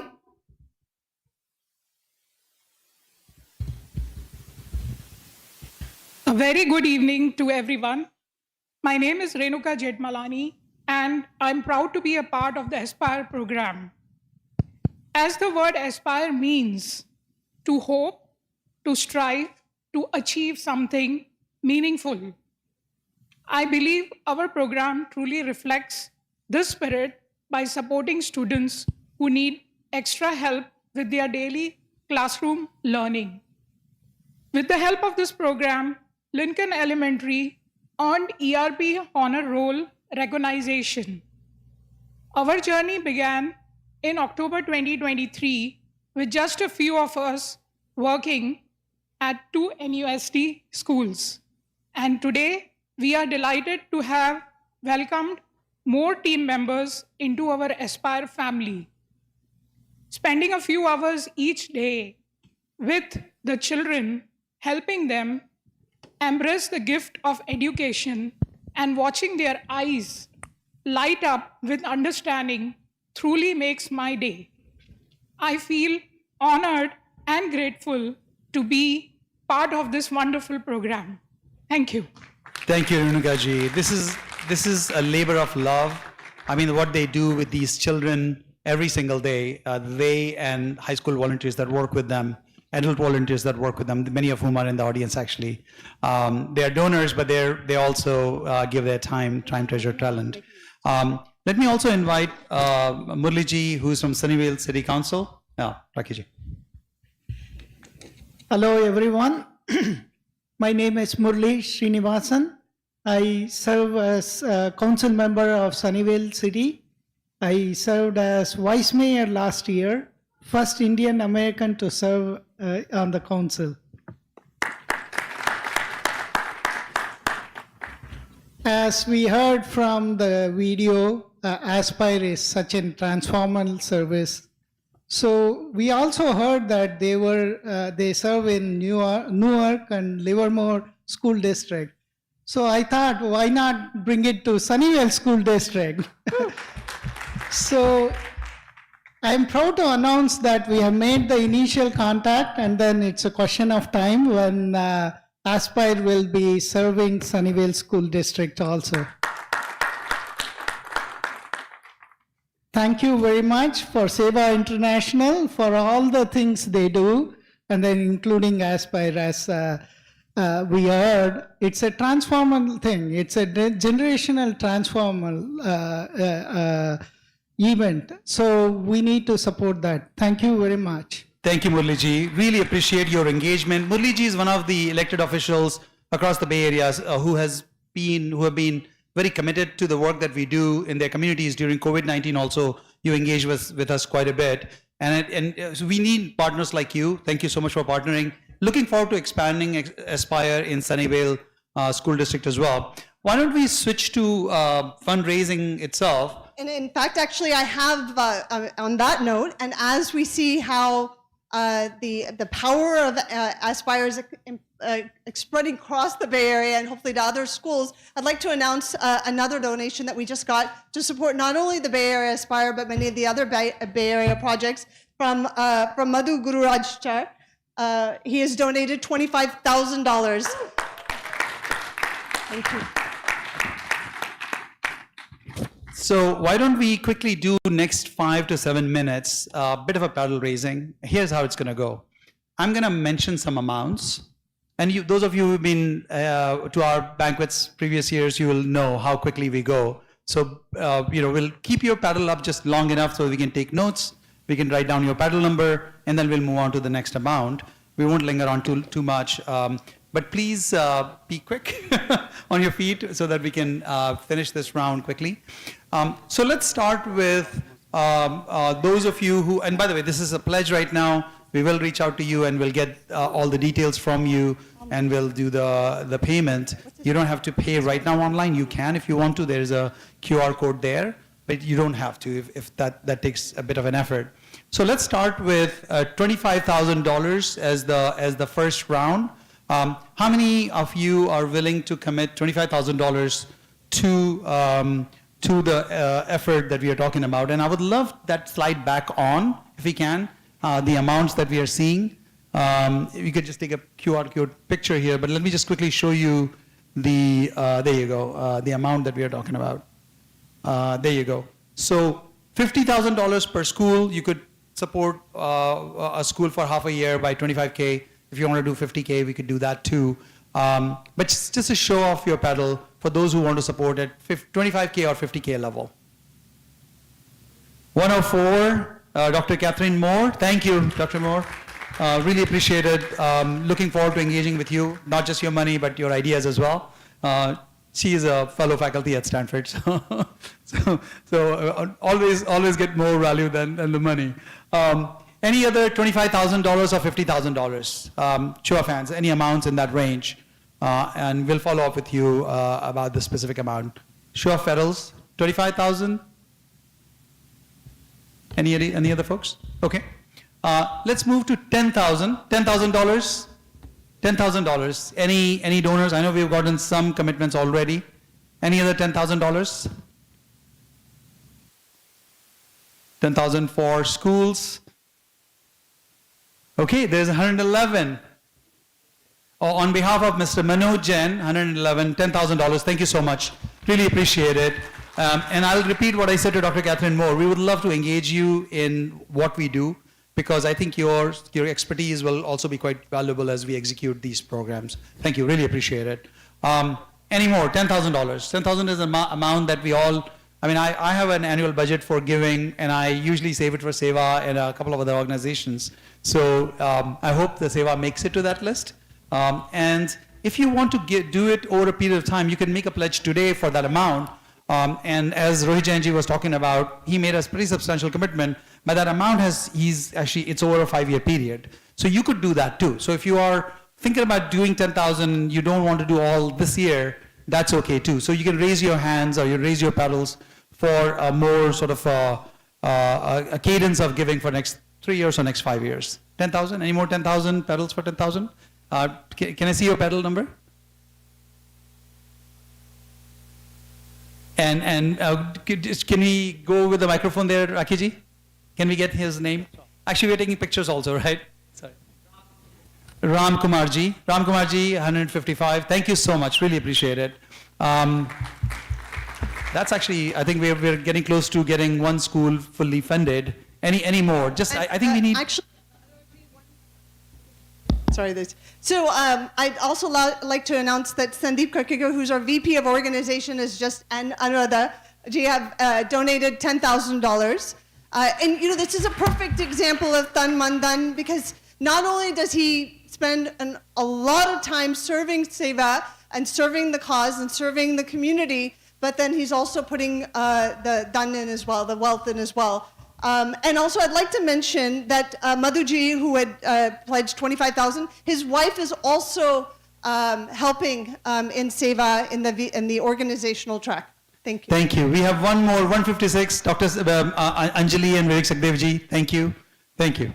So 156. Thank you. This is, I think we've crossed at least one school. We could do one. Can we do one last one before we move on to 5,000? Any more? Actually, we just had To Solve has donated $5,000 for projects here and 5 lakhs for projects in India. Woo. So that goes over $10,000. Thank you. Thank you so much, To Solve. Great leadership. I think there's a table here of theirs. Can we see a show of hands from there you go. Thank you. Thank you so much. Really appreciate it. Let's move on to $5,000. $5,000, that will actually do 20 students. It'll support 20 students for the whole year. 20 students for the whole year. $5,000. Can I see? Actually, Tasmay, where's your pedal? 111 that's from you as well. This is in addition to, okay, wonderful. 111 is $5,000 more for 20 kids, $5,000. Thank you. And I'm expecting a pedal from Tasmay here. 106, that's from my family. So that's another 5,000. 106, Anurag Meral, or Tasmay Meral is actually a better way to say it. Who 5,000, any more $5,000? Am I missing anybody else's pedal? Okay. All right. So that's $5,000. Let's switch to 2,500, and we'll do just two more levels after this, and we'll end. $2,500, and that basically is 10 children, 10 underserved children in elementary school. It covers them. Oh, 112, and may I get your name? Oh, Samir, of course, Samirji. Samirji is doing 112. 112 is doing $2,500. That's for 10 children. Any more pedals? Yeah. Vivek Banji, can you raise your pedal so we can capture that? 146, that's Vivek Bhanji. His daughter was actually one of the lead students, Sanvi Bhan. So, this is one of the things you'll notice at Sewa is that most volunteers and most donors actually come together. Their kids, their parents, they give their time. And what Rakhi was talking about, Tan Man Dhan, it's really their energy, their time, and their resources. This is how we actually are able to get so much of our work done. So there's a commitment in multiple ways. Let me switch to $1,000, $1,000, any $1,000, 208. Do you want to mention your name, sir? Anil Surpurji. 206, do you want to mention your name? Sri Ramji. 206, Sri Ramji. Thank you so much. A round of applause for them. That's $1,000. Any more $1,000? My peripheral vision, there you go, 240. 240 from Seth family. They are the recipients of our Excellence Award last year, Saloni Heart Foundation. Thank you so much. Really appreciate the work you do, and glad to have you in the community and to also support our work. $1,000 there. Any more $1,000? Do you want to raise your pedal? And you want to mention your name? Sorry, Badri Prasad. Badri Prasad ji, 205, pedal number 205, Badri Prasad ji. Thank you so much. $1,000. That's amazing. One more? 229. Do you want to mention your name? Krishna ji. Dr. Krishna is my dentist. So we got the paddle number, right? Any more? $1,000. $1,000 going once, going twice. Is there more? Oh, sorry. Gauravji. Gauravji is a lead for our health and wellness program. So he gives a lot of time, but he's also giving resource. One more. This is from Rakhi ji's family. $1,000. Thank you, Rakhi ji. Gopi ji is $1,000. Thank you. Can you raise your pedal? And both of you, can you raise your pedal as well? Yeah. Pedal. Do you have a pedal? No. The pedal number. Okay, fine. That's fine. Gopi ji, do you have your pedal with you? Okay, Gopi ji does not have his pedal, but he's on Rohit Jain ji's table. So we'll follow Gopi ji. Thank you so much.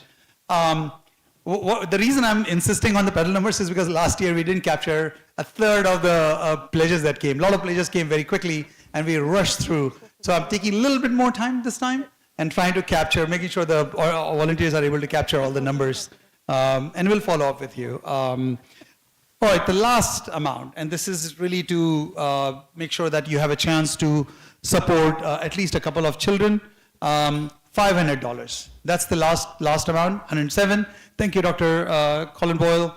107, 212. Thank you. We have Agape's founder here in the audience who we'll hear from later today, a great partner and also financial supporter of the work we do. Thank you. Oh, this is anonymous. Let me just read the amount at least.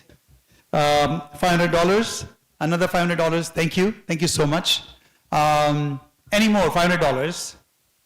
136, 139, sorry, 139. I was trying to read backwards. Do you want to mention your name? Anonymous? Okay, 139. Any more? 139 for $500. Okay. I think that went very quickly. That's good. And any more pedals? Well, you'll have a chance to do that in the second round, where we'll talk about health and wellness and food security. Those are two programs where we need similar amount, but it's spread over two different programs. So thank you so much. Let me just do a huge round of applause to all of you and to Rakhi ji and others who supported this round. You can see we are not professionals at this. We are not very smooth or polished about this, but we like to keep it intimate, and it's more of you're part of our family.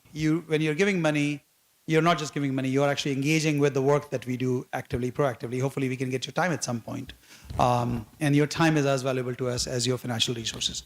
So with that, great gratitude and thank you on behalf of all of these children who will be benefiting from your support. Thank you. Actually, it's time to switch gears. Rakhi ji, do you want to announce that it's time to announce an award, right? Yes. Sorry? No, it was there. It was already part of that. So So we, in every gala, we actually pick one partner organization or organization that's doing excellent work in the community, and whether they're a partner of ours or not, we award them the Sewa Excellence Award. I'm very pleased to announce our recipient for this year's award is Sim Gopalan. If we can put his information, and I'll tell you, Simji, if you could please come to the stage. Sim Gopalan has spent several decades volunteering with organizations across the United States and India, focusing on health, dignity, and community uplift. He volunteers with Community Sewa to feed the unhoused and support people in crisis. He works closely with the NMDP, which is formerly the National Marrow Donor Program, to organize stem cell donor registration drives across colleges and community events, helping leukemia patients find matching donors. After losing his wife, Bharti, to leukemia in 2011, he deepened his commitment to this cause, offering guidance and counseling to patients and families. Sim donates platelets every other week through the American Red Cross, supports survivors of domestic violence through NARICA, assists vulnerable children and families through Home of Hope, and contributes to service initiatives with the Rotary Club of Silicon Andhra. He also supports mental health advocacy through NAMI, along with other community-focused efforts. His consistent, hands-on approach reflects a lifelong commitment to meaningful, compassionate service. Thank you, Simji.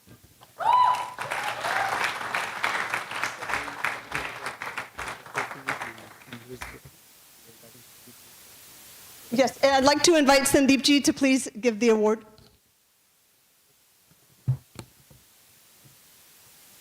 Well, we've invited Sandeepji to shake his hand. We'll get you the award.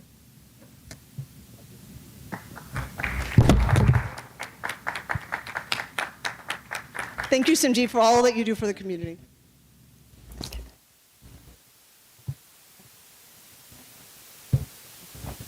So now we'll take a quick break. We have some brief entertainment for all of you.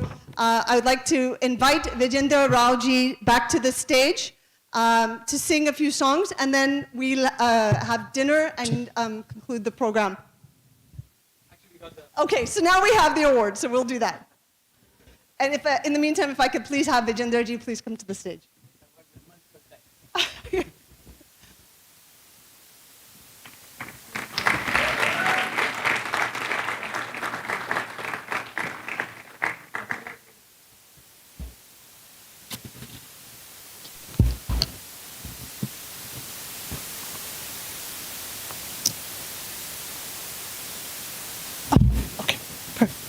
Yes, go.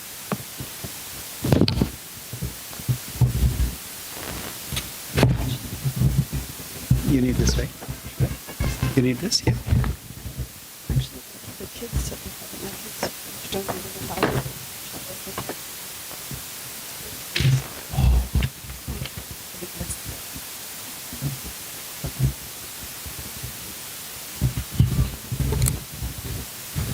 Thank you.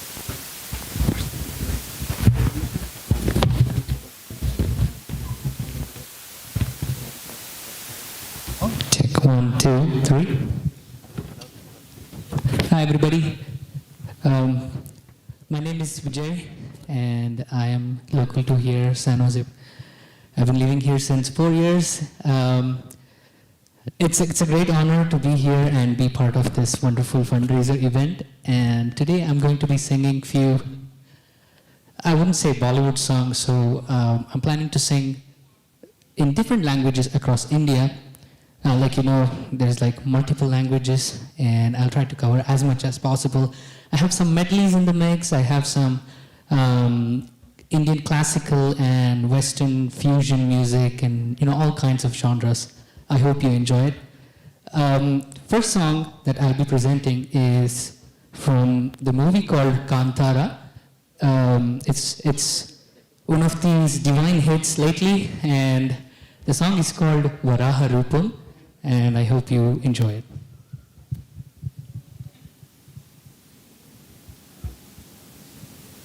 gatti gari sani da sani da ri sani da ba sani sani da ba ma gari sani da ni ri sani da ba da sani da ba ma ga ma ba da ba ma ga ma ba da ba ga ma ba da ba sa ri ga ma ba da ni sa ri gatti gari sani da sani da ri sani da ba sani da ba ma gari sani da ni ri sani da ba da ma pa da ni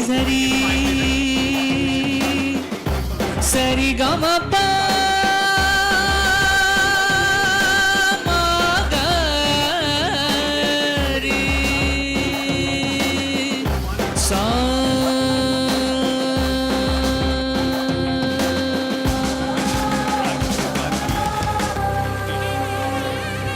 Thank you.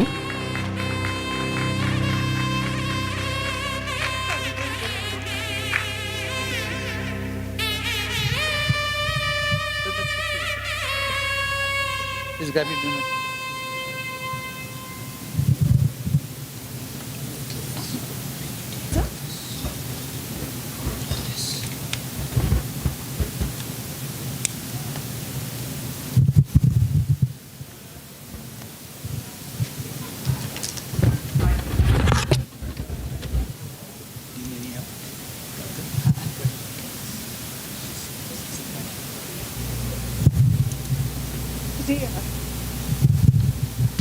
Okay. Next song I'll be singing is one of those beautiful Bollywood songs. This is sung by the beautiful Sonu Nigam ji. The song is called Abhi Mujh Mein Kahin.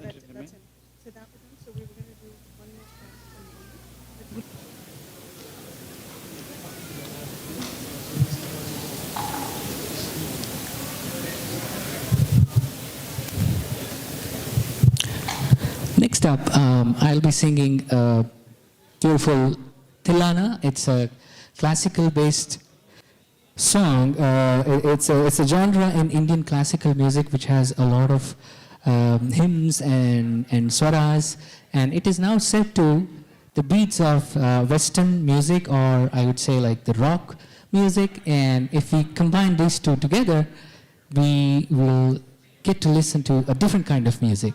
So I hope you like my next rendition. It's called Dhanashri Tilana.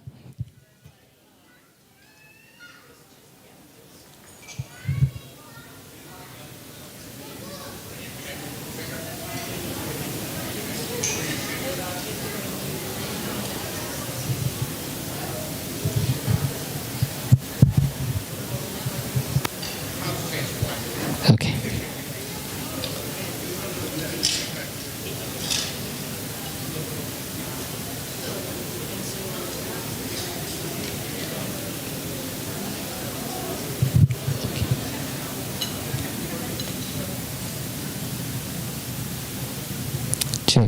Check, 1, 2. Okay, I just got a feedback from the audience that the reverb is too much, so I try to reduce it now.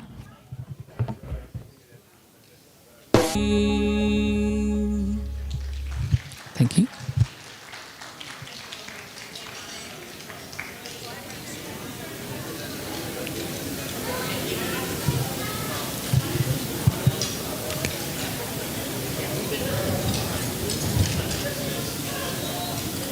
So next up, I would like to present a wonderful, it's actually literally wonderful song. So can I go one more? Okay. This is from one of my most favorite singers of all time, Louis Armstrong, and he goes, I see trees of green, red roses too, I see them bloom for me and you. What a wonderful word. So I will try to sing this beautiful number. I hope you like it.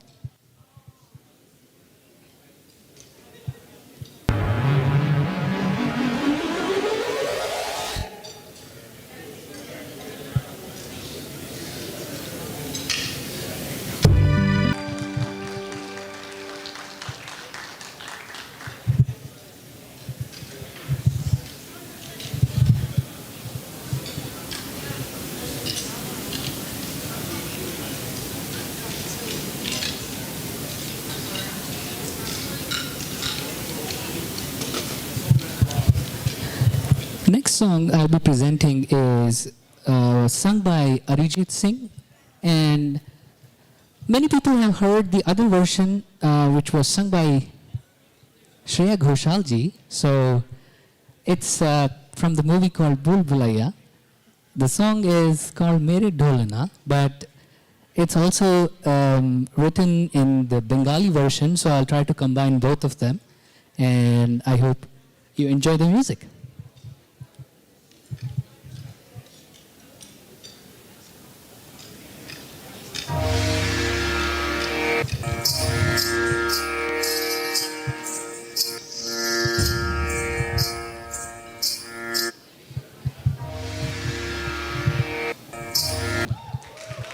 Thank you.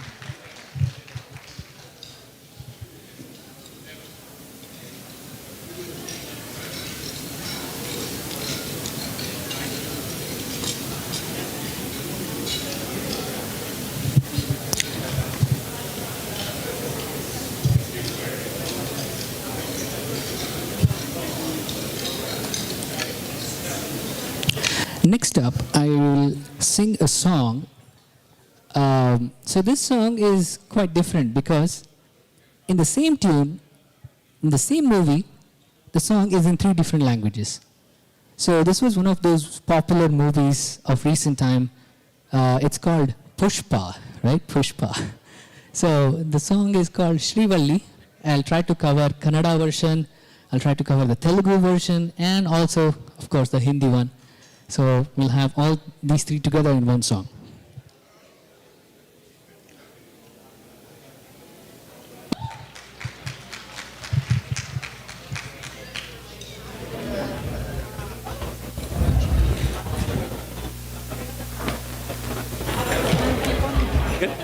Very well done. So I hope you guys are enjoying the dinner.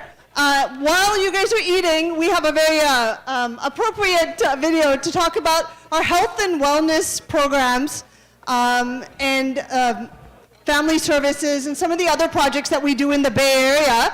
So I'm going to ask if we could start that video, and then we'll have discussions afterwards. Actually, no, if you start a video, then you can't make comments. Oh, okay, actually, 1 second before you start the video, we've got just a few comments. So why don't you go ahead? So before we start the video and the second fundraising round, we had a couple of guests who were going to make comments. I don't know if the Assistant Counsel Yashovardhan ji is in the room. Yeah, sorry. Oh, so Yashovardhan ji has just stepped out. That's my but let me invite. Yashovardhan ji is here. Yashovardhan ji is Assistant Counsel for Community Affairs. He is here from the Consul General of San Francisco. Let's do a huge round of applause for him. He has come all the way from San Francisco. I'm going to invite him to share some thoughts on what he's seen here and engagement with Indian government on some of the work we do on India side. Thank you. So, hello everyone. My name is Yashwardhan Singh Thakur. I'm the Assistant Counsel for Community Affairs at Consulate General of India, San Francisco. So it's an esteemed honor to come here among you all. Okay. It's an esteemed honor to attend and represent Consulate General of India, San Francisco in this gathering of esteemed gentlemen and ladies. What Sewa does not only for the betterment of school-going children, but to help the less fortunate and distressed people in not only USA, but also in India, is an example of selfless service, that is Sewa Parmo Dharma, and they truly embody the spirit of that motto. Heartfelt congratulations to Anurag Marel ji and to Sewa team for their unwavering dedication to selfless service and humanitarian work. Sewa's tireless effort in supporting communities across North America and beyond embody the timeless value of compassion, unity, and social responsibility that are at the heart of Indian culture. The consulate deeply values its partnership with Sewa, and we wish to take it further as well and partner with you with such events, or in future like helping the distressed Indian citizens or anybody from the Indian diaspora. We like the critical role Sewa play in strengthening the bridge between India and the Indian diaspora in the world. and representing the India, which means selfless service, which means Atithi Paramo Dharma, and keeping the guest and the person who needs help at the top priority. And many congratulations along again to Anurag ji and to the Sewa team. And thank you for the opportunity to giving me the mic and giving the remarks. Thank you so much. Yashwardhan ji, thank you so much. Consul General of India, San Francisco, and his team, including you and others, have been such a critical part of some of work we do in India. During COVID-19 in India, during second wave, we partnered quite a bit with the consulate to bring resources to the patients who are suffering in India, and really appreciate the work that you've done. With our family services work, our family services team, I think they're sitting in that direction. They have tapped into quite a bit of your support. So really appreciate your work, and thank you so much for being here. Thank you. Really appreciate it. Thank you. I would also like to invite Ajay Bhutoria ji to make some remarks. Ajay ji. Thank you so much. Let's give a big round of applause to Sewa team. I mean,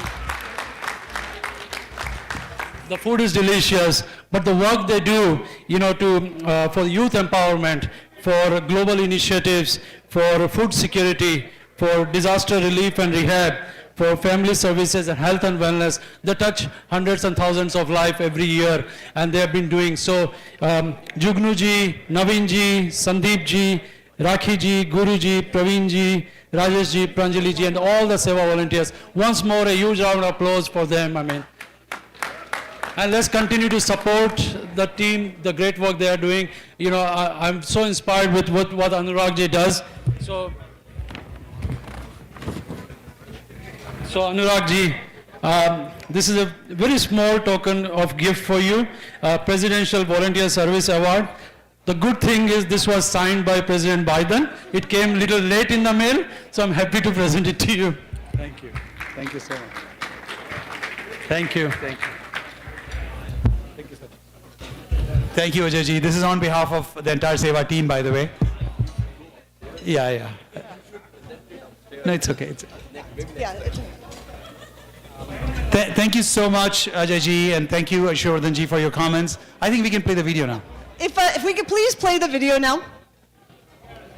So this video is on our health and wellness, on our family services, some of the other projects that we haven't yet talked about.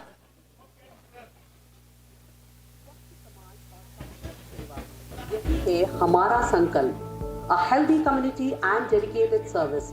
That is our commitment. At Sewa Bay Area, our health and wellness clinics bring medical and dental care to those who need it most. Our underserved neighbors across the Bay Area, from tiny homes locations in San Jose to Milpitas, Cupertino and other nearby cities. Over the past year, we have helped more than 200 people through medical, dental, physical therapy and nutrition services. Thanks to our dedicated partners, BARC, RPO and compassionate service providers. In 2025 alone, our volunteers served at multiple clinics, at ICC and SEC centers, tiny homes in Philippi and Maybury, community health camps across San Jose. From yoga sessions and triage to dental care and insurance enrollments, our mission is simple: healthy communities, happy lives. Our goal for 2026 is to expand further, reach 500 plus people each year, build a pool of 10 plus service providers, launch monthly clinics at SEC, engage new community partners, because good health is the foundation of strong communities. Hi, my name is Pauline Torres, and I came to Sewa, and I had dental, my blood pressure, and massage done, therapy. And I think they're really, really good. I give it 2 thumbs up. Thank you, really appreciate that. Think of Sewa shines to our Serve initiative where compassion meets action. In 2025, Serve touched the lives of 1,000 plus families and individuals, prepared and distributed 3,750 plus burritos, and supported 5,000 plus marathon runners with hydration and encouragement. With over 500 volunteers, contributing 5,000 plus service hours, Serve has become a movement from food distribution and park cleanups to supporting the unhoused and building a sustainable Bay Area. Through partnerships with Sacred Heart Community Service, Tri-Valley Haven, Tracy Interfaith Ministries and Green Friends Farm, our volunteers continue to embody our motto, Together we serve better. In 2025, we proudly expanded Burrito Sewa to the East Bay, so far completing 5 events supported by 35 plus volunteers at each event, totaling over 175 plus volunteer engagements and preparing 2,000 plus burritos in total, while continuing to coordinate food drives across the South Bay and East Bay. Thank you, Sewa. Thank you, Veda. And thank you, Lorraine, for all you guys have helped. Yes, John. Our 2026 vision is to grow even further, adopt parks for environmental care, expand Burrito Sewa into new neighborhoods, collaborate broadly to reach more communities. Every act of kindness counts. Every helping hand makes a difference. Together we build hope. Together we serve better. If you change your mind, let me know. I'd love to. Okay, thank you.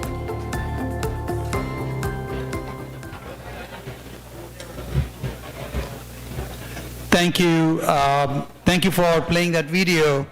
Can we do a huge round of applause for all the teams that are working on both our health and wellness program as well as food security?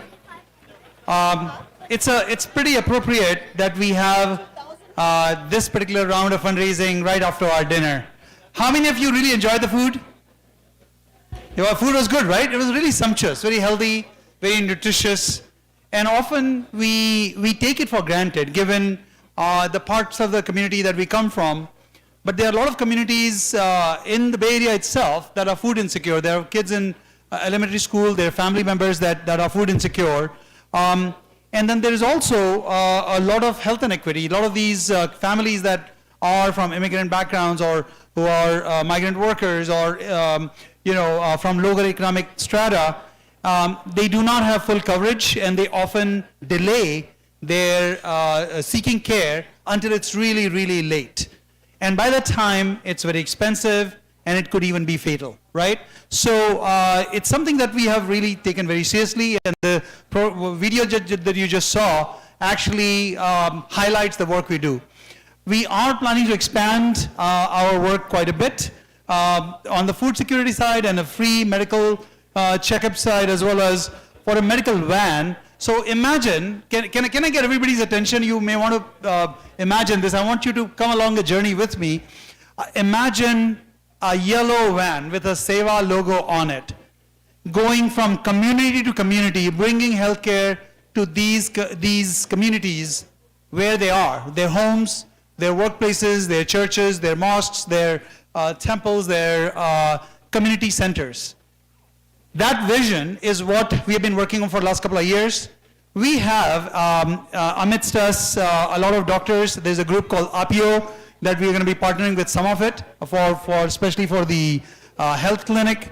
We have partners like Agape and Loreto's Brigade, with whom we work on distributing the food that we make in our at Sewa Community Center, the Burrito Sewa, as we call it. And then we often do dental clinics at Sewa Community Center itself. So these are a range of activities that we are doing, and we need about $400,000, $200,000 each for the two programs. So I'm going to start fundraising in the same way that I did, and we'll go quickly because now you got the hang of it, how to raise pedals. It should be fast for you. Do we have any more folks outside, Rakiji? Do we, Sewa volunteers, if we could make sure that all the folks are in, and then we can close the door so there is not as much of a disturbance from outside. We can actually get started with it. So I'm going to start with the same amount that I started with in the first round. Can we start with folks that want to donate more than $25,000? And it could be $25,000, could be $30,000, could be $50,000, but more than $25,000. $25,000 or more. Can I see a show of paddle for that? For health programs and for food security programs, more than $25,000. Any pedals raised for that? $25,000. 1, 2, 3. Okay, no $25,000. Sorry? We're going to do numbers, yeah. Okay. Let's go to the next level, $10,000. Are there any donors for $10,000 for health and for food security? $10,000. Any donors for that at that level? Have we been tapped out? I don't think we are, right? I think there's still folks who are able to step up. Those who have not yet had a chance to raise their petals for health and food. So let's actually see. No $10,000. How about $5,000? Any $5,000? Do I see any $5,000 donors for $5,000? Okay. Let me talk about one more organization that we're going to be working with, the World Food Project, right? Well, is it called World Food Project? Oh, World Food Movement, WFM, World Food Movement, which basically it's a movement that is focused on the food insecure in community colleges. We're actually going to partner with them to bring food to our elementary school kids whom we are serving in the Aspire program. Not only them, but their families as well. So that's actually one of the key partnerships that we're going to be doing. And some of the resources we're talking about will actually be part of that as well. So how about $5,000? Any $5,000? Okay, so we have $5,000 from Rakiji's family, Jiteshji. Thank you. And by the way, we also have, I misspoke last time in the last fundraising round. When the kids raised their petal from Rakiji's family, Rakiji's kids and Jiteshji's kids, they were actually talking about $1,000 per kid. There are 4 kids who are giving $1,000 per kid. And by the way, it's not their mom and dad's money, it's their money. Can we all do a huge round of applause for that amazing commitment? You know, these kids have grown up in Sewa community. They have basically seen how giving can dramatically alter their lives. They have a good life, but they also give a lot back. And this is just another way that they have decided to give. And it's really proud of these kids, and great to have them in the Sewa family. So $5,000, we got one, Jiteshji. Any other $5,000? $5,000, any more? Raise your hands high, by the way, if you're raising your hands, because I may not be able to see it. Okay. All right. So how about, do you have a, no, okay. Sorry. $1,000. How about $1,000? 180. Do you want to mention your name again? Sorry? Rakeshji again. He raised last time as well. So 180, right? Yeah, 180. Thank you. Thank you so much for opening the account. Tasma, do you want to raise your paddle for $1,000? So 106, Tasma Meral for food security and health and wellness. We'll decide where we go. One more hand raise. Where is that? Oh, sorry. Light. Do you want to mention your name?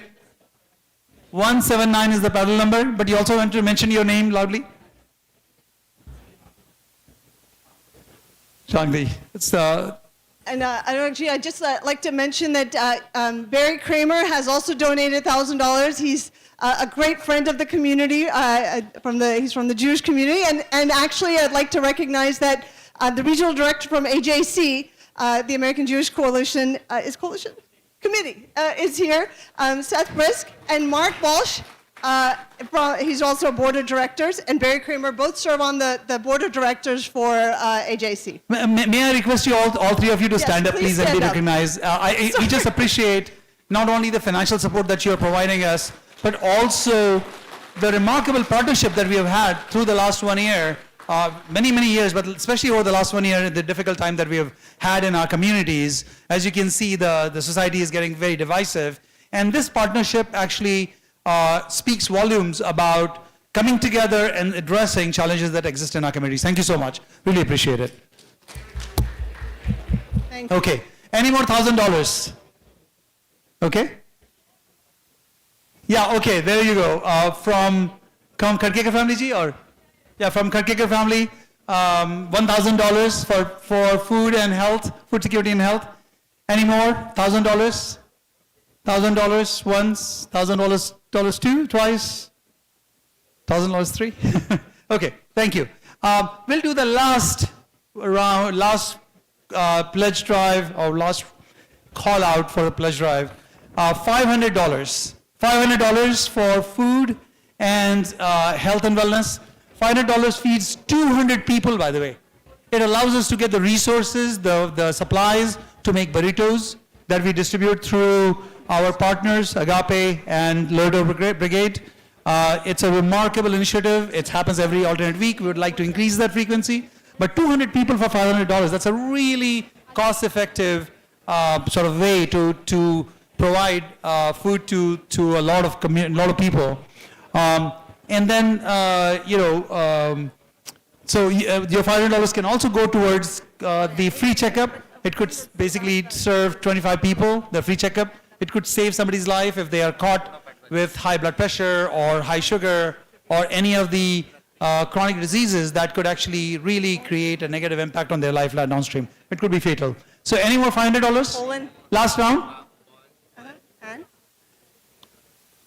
Okay, all right. Well, I think we'll stop here. Thank you so much for engaging with these fundraising rounds. Rakiji, do you want to announce the next step? We have, as we had mentioned earlier, we have our LEAD program where we have kids that are serving in the community. We're exposing them, or actually maybe they're teaching us about the importance of selfless giving. And we've got 3 of our LEAD students here. We've got awards for all of them. We just want to call the 3 students on stage, and I'd like to actually ask our Bay Area Board of Advisors, Ms. Catherine Moore, Mr. Colin Boyle, and Sanjit Dang, if you guys... Can we have all the Board of Advisors come up on the stage, please? Dr. Colin Boyle, Dr. Catherine Moore, Dr. Sanjit Dang, Roy Janji, JPG. Is JPG still here? He left. Okay. All right. So are there any other Board of Advisors that we have missed out? There's only 3 kids, by the way. Okay. Please come on up. Yeah, these kids represent the best of our kids. They have all committed more than, and they've contributed more than 100 hours of community service, and in many cases much more than that. There are actually more kids that not all of them could make it today. And I just wanted to, we just wanted to have our Board of Advisors acknowledge them. I know there are only 3 of them, and we have four Board of Advisors here, but this is kind of the, next generation is really where a lot of these challenges will be solved, and we are creating the foundation and the training for that. So let's just call out names. Yep. So Arshia Sharda,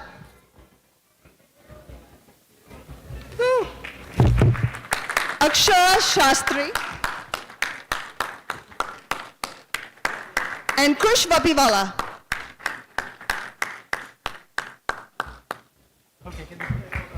Yeah. So if we could a big round of applause to these kids and these Board of Advisors who are here to support them and really acknowledge them. Thank you. Thank you so much. Thank you, Catherine. Sorry to ambush you guys. Okay. Thank you. Good job, you guys. Thank you, Rakiji. Of course. Thank you. Thank you. What is it next? So we'd now like to invite our Bay Area Vice Presidents, Jugnu Bhatia and Naveen Sharma, to give the thank you note. Yeah. As they're coming up to the stage, Naveen ji and Jugnu ji, please come on up. If you're not here in the room, please somebody go get them from outside. Naveen ji is here. Jugnu ji, please go get him. Tasme. As they're coming up to the stage, I have to say a few words about them. These are 2 vice presidents that we added to our 2 new chapters that we started last year. These 2 came on board, and they have really taken it with a lot of passion and commitment. And I have to tell you, it's been a blessing for me as the president and all of our coordinators and joint coordinators and program leaders. They have really taken the lead in engaging with our community outside of Sewa, bringing them in, what you saw in terms of the hands that were raised, a lot of folks that came for the first time, a lot of that was thanks to the efforts of these two and others in the team.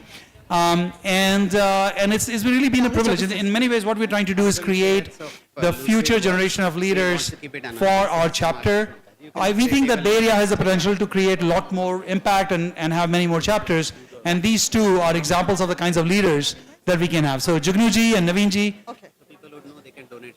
Okay, so actually, Anuragji, before we mentioned this, but we'd like to just spend a few minutes on one project that's super important for the community, our family services.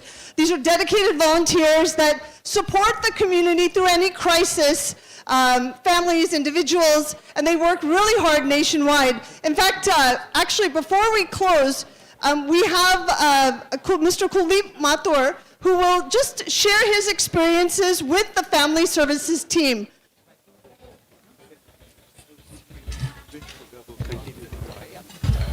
Hello everyone, I'm Kuldeep Mathur, and my experience with Sewa was just only from last year, in the middle of last year, on a personal level, because one of my friends from India was visiting here for a reason that his only son was dying of stage 4 cancer.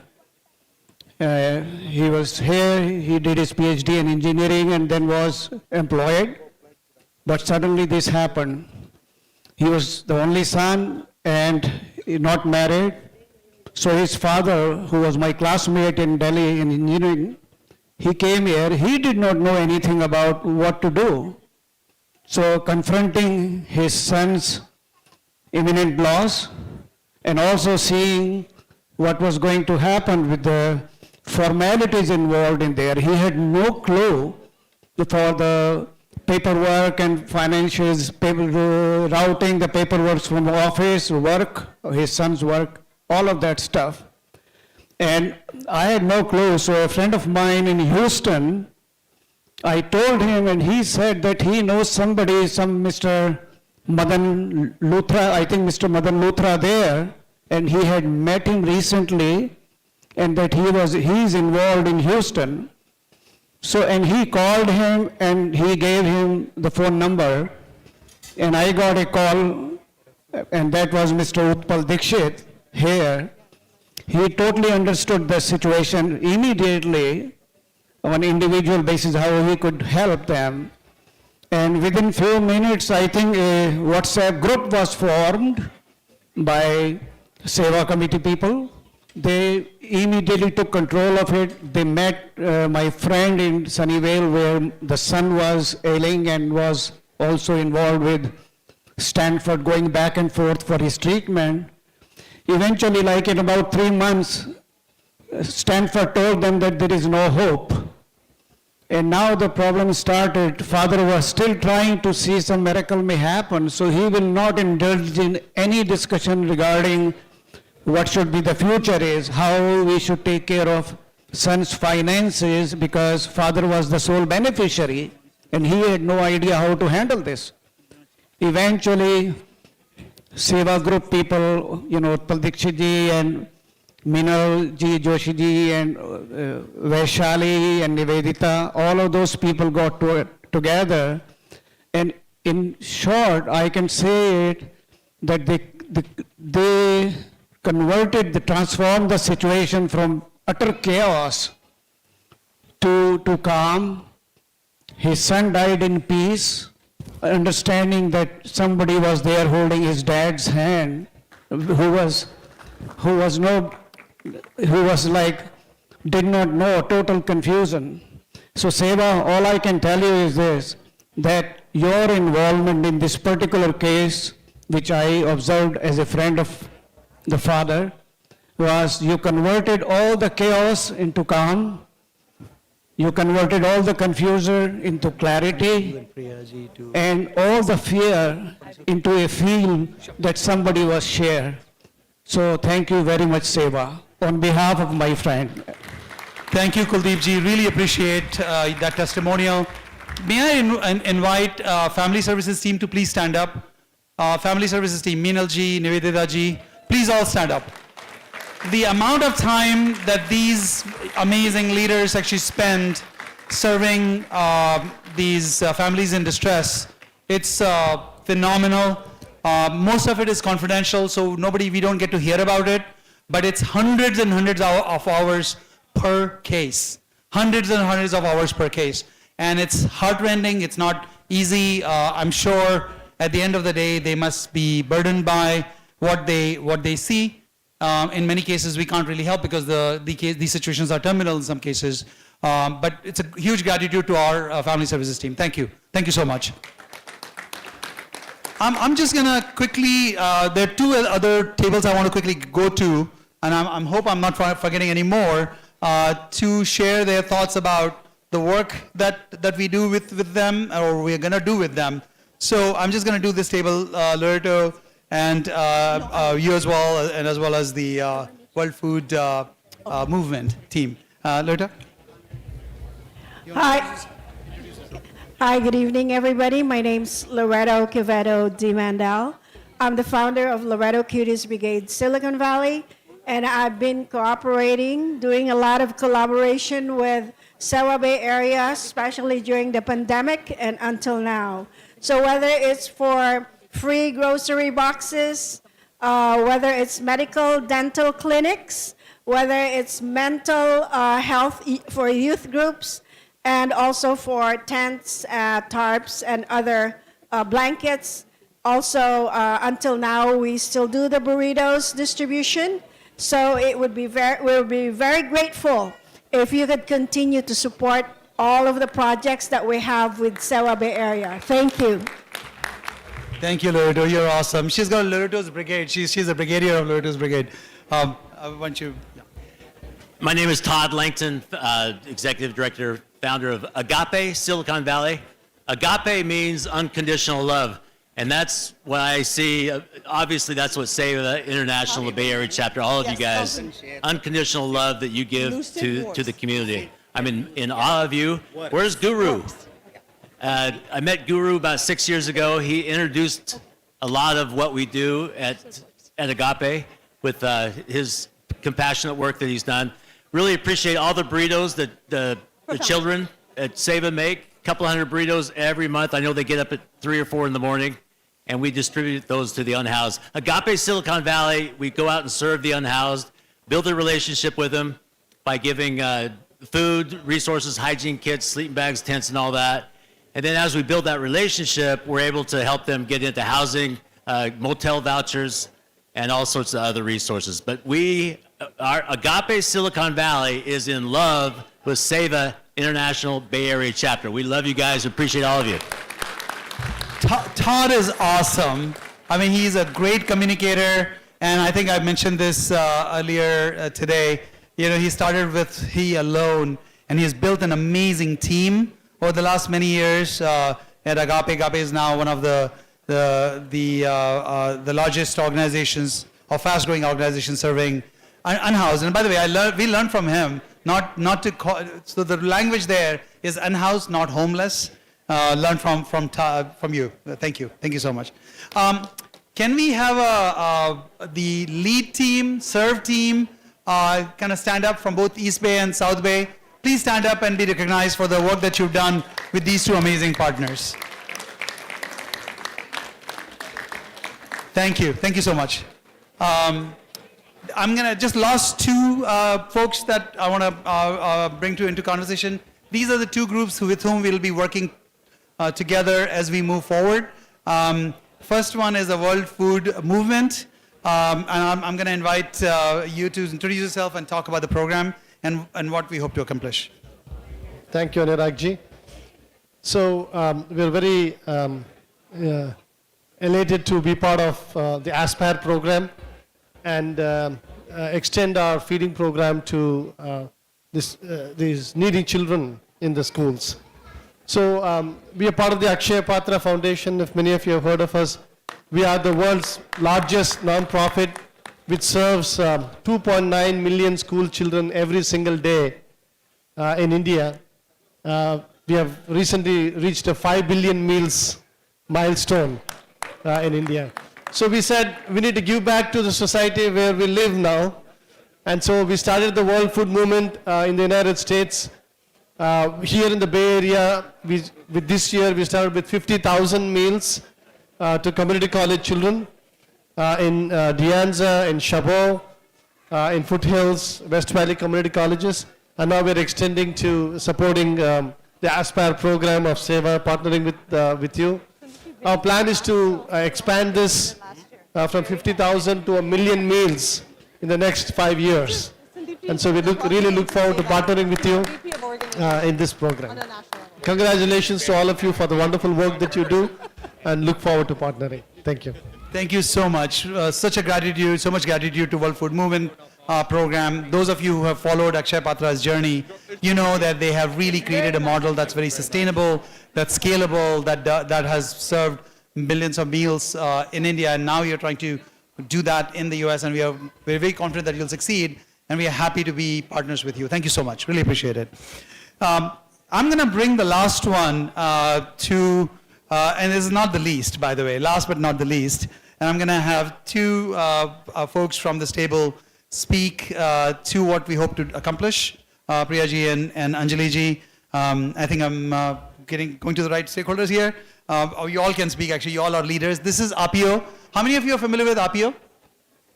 You know, the largest number of physicians of any national origin are physicians of Indian origin. 80,000? 80,000 physicians? 100,000. So 100,000 physicians of Indian origin across the US. It's a very powerful healing force in this country. Just do a big round of applause. It's because of them that we are healthy. They serve every corner of this country, underserved places, rural places, and so on. And it's a privilege. Me as a Sewa president just joined the board of trustees of APIO in November. There's a reason I accepted that role, because I think there's a lot of opportunity to collaborate on health side with APIO. There's so much of capacity and so much of talent and resource and leadership that APIO represents. So hoping that Sewa can actually, over the next 1 year, build a really sustainable program that actually makes a lot of impact. So I'm going to invite you to speak first, and then Priyaji, you after that. Sure. Thank you, Anuragji, and namaste to everyone. It's Association of American Physicians of Indian Origin. It's a national organization, represents more than 100,000 people, and we have our own local chapter. It's called by the same name, but the California chapter. And this table has all the executive committee sitting here. It is our honor that Dr. Anurag Mehral has joined our board. And you're right, there is a huge synergy between what you do and what we do and what we would like to do together. Our vision is similar. So what we are planning is to not just have it for the next 1 year, but to have it continue forever, hopefully. The way to do it is to set it up right the first time, learn from our mistakes in the next 1 year, and have it in such a way that it sustains and runs a clinic for our community, for people that cannot afford. And even if they can afford and they want to come, they should be welcome. And we have run several health fairs in the community before. And ultimately, we thought we just don't have the bandwidth to collect people, so we should work with other community leaders. They can bring the community together, and us doctors will provide service. We ran a clinic here at ICC for years, and Dr. Shashwati Kale was one of the lead physicians, and she's right here for years. She gave, selfless service forever. And she is going to be one of the driving forces behind this clinic. So I want to recognize Dr. Shashwati Kale, and thank you. And having said that, I'm going to hand the mic over to Dr. Priya Kumaravelu, who's the current president of APIO, and she decides what happens in the next 1 year under her term, during her term. And so Dr. Priya Kumaravelu, we are all on the same page. Thank you. Thank you, Anjaliji. Priyaji. Yes. Good evening, everyone. It's an honor to speak here. As soon as I took my term in June, the first opportunity came through Dr. Kale, and she introduced me to Sewa, and she asked, they wanted help with health camp, and I was like, okay, we have done health camp before, so it's just another event. And then I was like, this is the first time they're doing it. So we actually, on Yoga Day, June 21st, partnered with Sewa and got 30 doctors who volunteered their time in 3 different locations, did a successful health camp on the same day with just 2 weeks short notice. So if with 2 week short notice, we could do 30 doctors, 3 hours, 3 locations, we could do way more better, more organized in future. So I'm really looking forward to having more events come with Sewa, and thanks to Dr. Kale for bringing me this opportunity, and thanks Dr. Mayral to serve in our board. Yeah, you're welcome. Thank you so much. It's a joy and honor to have you all here. Thank you. Looking forward to really productive and impactful, not only next 1 year, but I 100% agree. You're going to use the next 1 year to create as a foundation for the many more years. So with that, I don't think we missed any other partners. Are there any other partners in the room whom we did not get to? I think most of the partners were covered. So, Anuragji, actually, I just want to make one quick announcement that from Table 9, there was a donation of 1,000 shares of Lucid Works towards our family services. So it's a reminder that you can donate in a lot of different ways. It doesn't just have to be money. So I hope everyone will consider donating in whichever way and whatever amounts. So now, actually, with that, we'll turn it over to Naveenji and Jugnuji, who are Bay Area Vice Presidents, to give the thank you note, and we'll close with the Shanti Mantra.